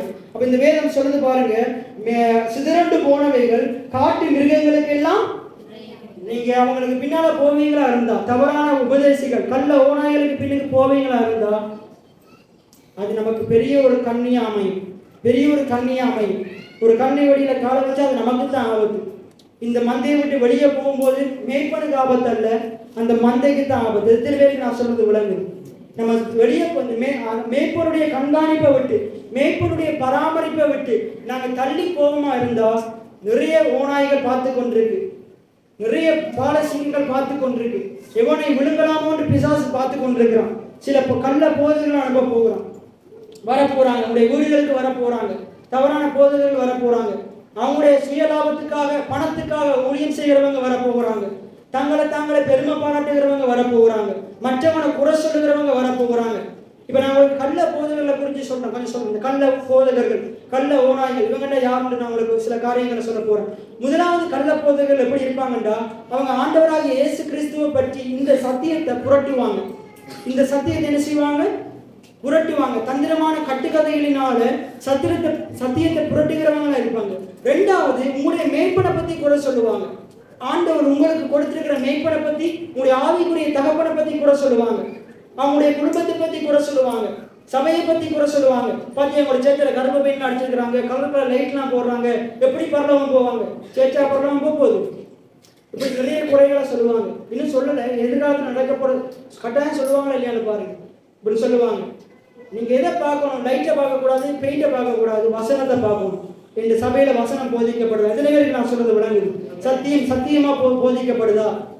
சத்தியமா நான் ஒருவேளை வெள்ள சத்தியை போட்டுட்டு போதிக்கலாம், உள்ள சத்தியம் இல்லாட்டி பிரயோஜனமே இல்லை. நான் நல்ல அந்நிய பாஷை பேசலாம், என்னுடைய தீர்க்க தரிசன வரம் இருக்கலாம், அன்பு இல்லாட்டி பிரயோஜனமே இல்லை. நீங்க கொரிந்தியர் 13 தான் இருக்கு. அந்நிய பாஷை நீ பேசலாம், தீர்க்க தரிசனம் பேசலாம், நீ மனுஷர் பாஷை பேசலாம், அற்புதம் செய்யலாம். நிறைய பேர் அற்புதம் பாரு, எங்களை பாசத்தை காட்டினா அந்த பாசம் நல்லா அற்புதம் செய்கிறாரு. அவர் கையை நீட்டு எல்லாம் பறக்குறாங்க, பல்பெல்லாம் வெடிக்குது. அதை கண்டு போவீங்களா இருந்தா ஏமாந்து போயிடுவீங்க. அதை கண்டு போகக்கூடாது. அற்புதத்தை நாடுகிறவங்களாம் நாங்கள் இருக்கக்கூடாது. வார்த்தை பிரசங்கிக்கப்படுகிற சபையில தான் நாங்கள் இருக்கோம். எத்தனை பேர் ஆமென் சொல்றீங்க? வார்த்தை பிரசங்கிக்கப்படுகிற சபையில அற்புதமும் இருக்கும், தீர்க்க தரிசனமும் இருக்கும், அந்நிய பாஷையும் இருக்கும். எத்தனை பேருக்கு நான் சொல்றது விளங்குது? அப்ப ஏமாந்து போயிடாதீங்க, எச்சரிக்கையா இருங்க. நிறைய கள்ள சகோதரர்கள் வருகிறாங்க. இப்ப நான் உங்களுக்கு முதலாவது சொன்னேன், சத்தியத்தை புரட்டுவாங்க. ரெண்டாவது, உடைய போதகரை குறிச்சு, உடைய சபையை குறிச்சு, சக விசுவாசியை குறிச்சு குறை சொல்லுவாங்க. மிக முக்கியம், எதிர்காலத்துல போதகரை குறிச்சு மாத்திரம் அல்ல, இந்த இடத்துல இருக்கிற உங்களோட கூட அமர்ந்திருக்கிற ஒரு விசுவாசியை குறிச்சு குறை சொல்லுவாங்க. யாரை குறை சொல்லுவாங்கன்றா, அந்த கள்ள சகோதரன் குறை சொல்லுவாங்க. குறை சொல்லுகிறவன் யாரு? குறை சொல்லுகிறவன் யாரு? நீங்க ஆதியாகமத்துல வாசிக்கிற 3வது அதிகாரத்துல பிசாசனவன் வர்றான். ஆதாம்கிட்ட வந்து ஆண்டவரை குறிச்சு குறை சொல்றான். ஆண்டவரை குறிச்சு குறை சொல்றான். அந்த குறையை கேட்டுட்டு இவனும் எப்படி பேசுறான்? ஆண்டவர் கொடுத்த இஸ்திரியை குறித்து குறை சொல்றான். இஸ்திரி யாரை குறித்து குறை சொல்றான்? ஆண்டவர் படித்த சர்ப்பத்தை குறை சொல்றான். அப்படியே மாறி மாறி குறை பேசிக்கொண்டே இருக்கிறாங்க. ஆண்டவர் குறை பேசுகிறவர் அல்ல. எத்தனை பேர் ஆமென் சொல்றீங்க? இந்த கள்ள போதகருடைய வேலை என்னது? குறை பேசுறது தான். நேற்று ஒரு சகோதரர் யாரும் எனக்கு அனுப்பியிருந்தாங்க ஒரு வீடியோவை. அதில் பார்த்தீங்கன்னா ஒரு பெரிய 10 போதகர்களை குறித்து குறை பேசிக்கொண்டே இருந்தாங்க. உடன்படிக்கையின் ஊழியர்கள், புதிய உடன்படிக்கையின் ஊழியக்காரர்கள், அவங்க எல்லாரும் இணைஞ்சு ஊழியம் செய்யறாங்க. இவங்களுக்கு பொறுக்க முடியல. அவங்கெல்லாம் ஐக்கியமா ஊழியம் செய்யறது இவங்களுக்கு பொறுக்க முடியல. இவங்களும் ஐக்கியமா இருக்க மாட்டாங்க. ஐக்கியமா இருக்கிறார்களே ஐக்கியமா விட மாட்டாங்க. இதை சொல்ற ஆளை பிடிச்சி ஆராயும் பொழுது அவர் என்ன செய்து கொண்டிருக்கிறாரு? அவர்கிட்ட எல்லா வசதியும் இருக்கு, இவங்களை குறித்து குறை சொல்லி கொண்டிருக்காரு. மிகவும் எச்சரிக்கை இல்லாம இருக்கு. இந்த குறை சொல்லுங்கிறத வீடியோவை கேட்டு கொண்டிருக்காங்க. யாராச்சும் யாரையாச்சும் பார்த்து எங்களோட விசுவாசியா இருக்கலாம், போதகரா இருக்கலாம். எதிர்காலத்தில் எப்படி பிசாசு எப்படி வருவான்டா, போதகர் மட்டும் வரமாட்டார், சில விசுவாசிகளே வருவாங்க. விசுவாசிகள் சொல்லுவாங்க, நாங்கள் இந்த சர்ச்சில் இருக்க தேவையில்ல, நம்ம தனியாக என்ன செய்வோம், அவருக்கு பின்னுக்கு போவோம், அவங்க நிறைய அரிசி தர்றாங்க, பருப்பு தர்றாங்க, நிறைய அற்புதம் நடக்குது, அடையாளம் நடக்குது. ஏமாந்து போயிடாதீங்க, ஏமாந்து போயிடா. பிசாசுக்கு இடம் கொடுக்காதீங்க. பிசாசு மிகவும் தீவிரமா இருக்கிறான். கடைசி நாட்கள்ல ஆண்டுடைய வருகை சமீபித்துக் கொண்டிருக்கு. எத்தனை பேர் ஆமென் சொல்றீங்க? ஆண்டவர் மேகங்கள் மேல வந்து கொண்டிருக்கிறார்.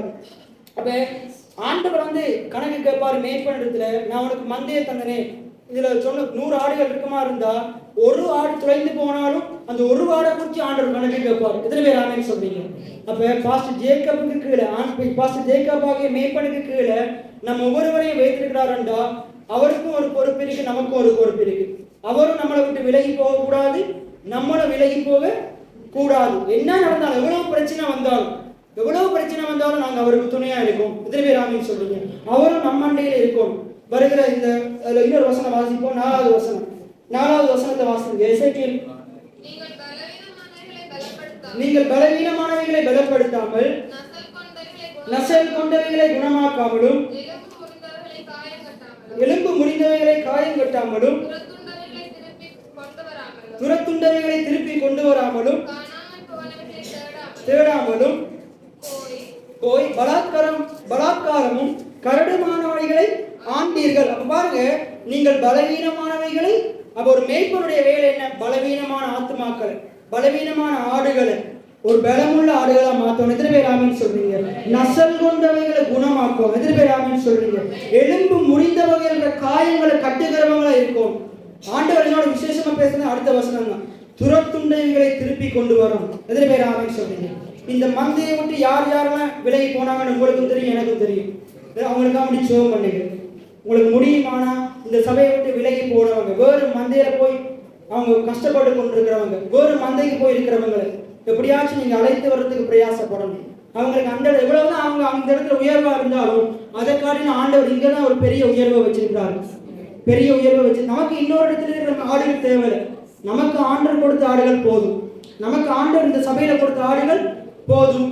நம்ம இந்த சபை இந்த ஆடுகளுக்கு உண்மையிலவங்க இருந்தா ஆண்டவர் புதிய நிறைய ஆடுகளை தருவார். எத்தனை பேர் ஆமென் சொல்றீங்க? ஒரு கடைசியா நம்ம ஒரு கதையை மாத்திரம் சொல்லி முடிக்கிறேன்.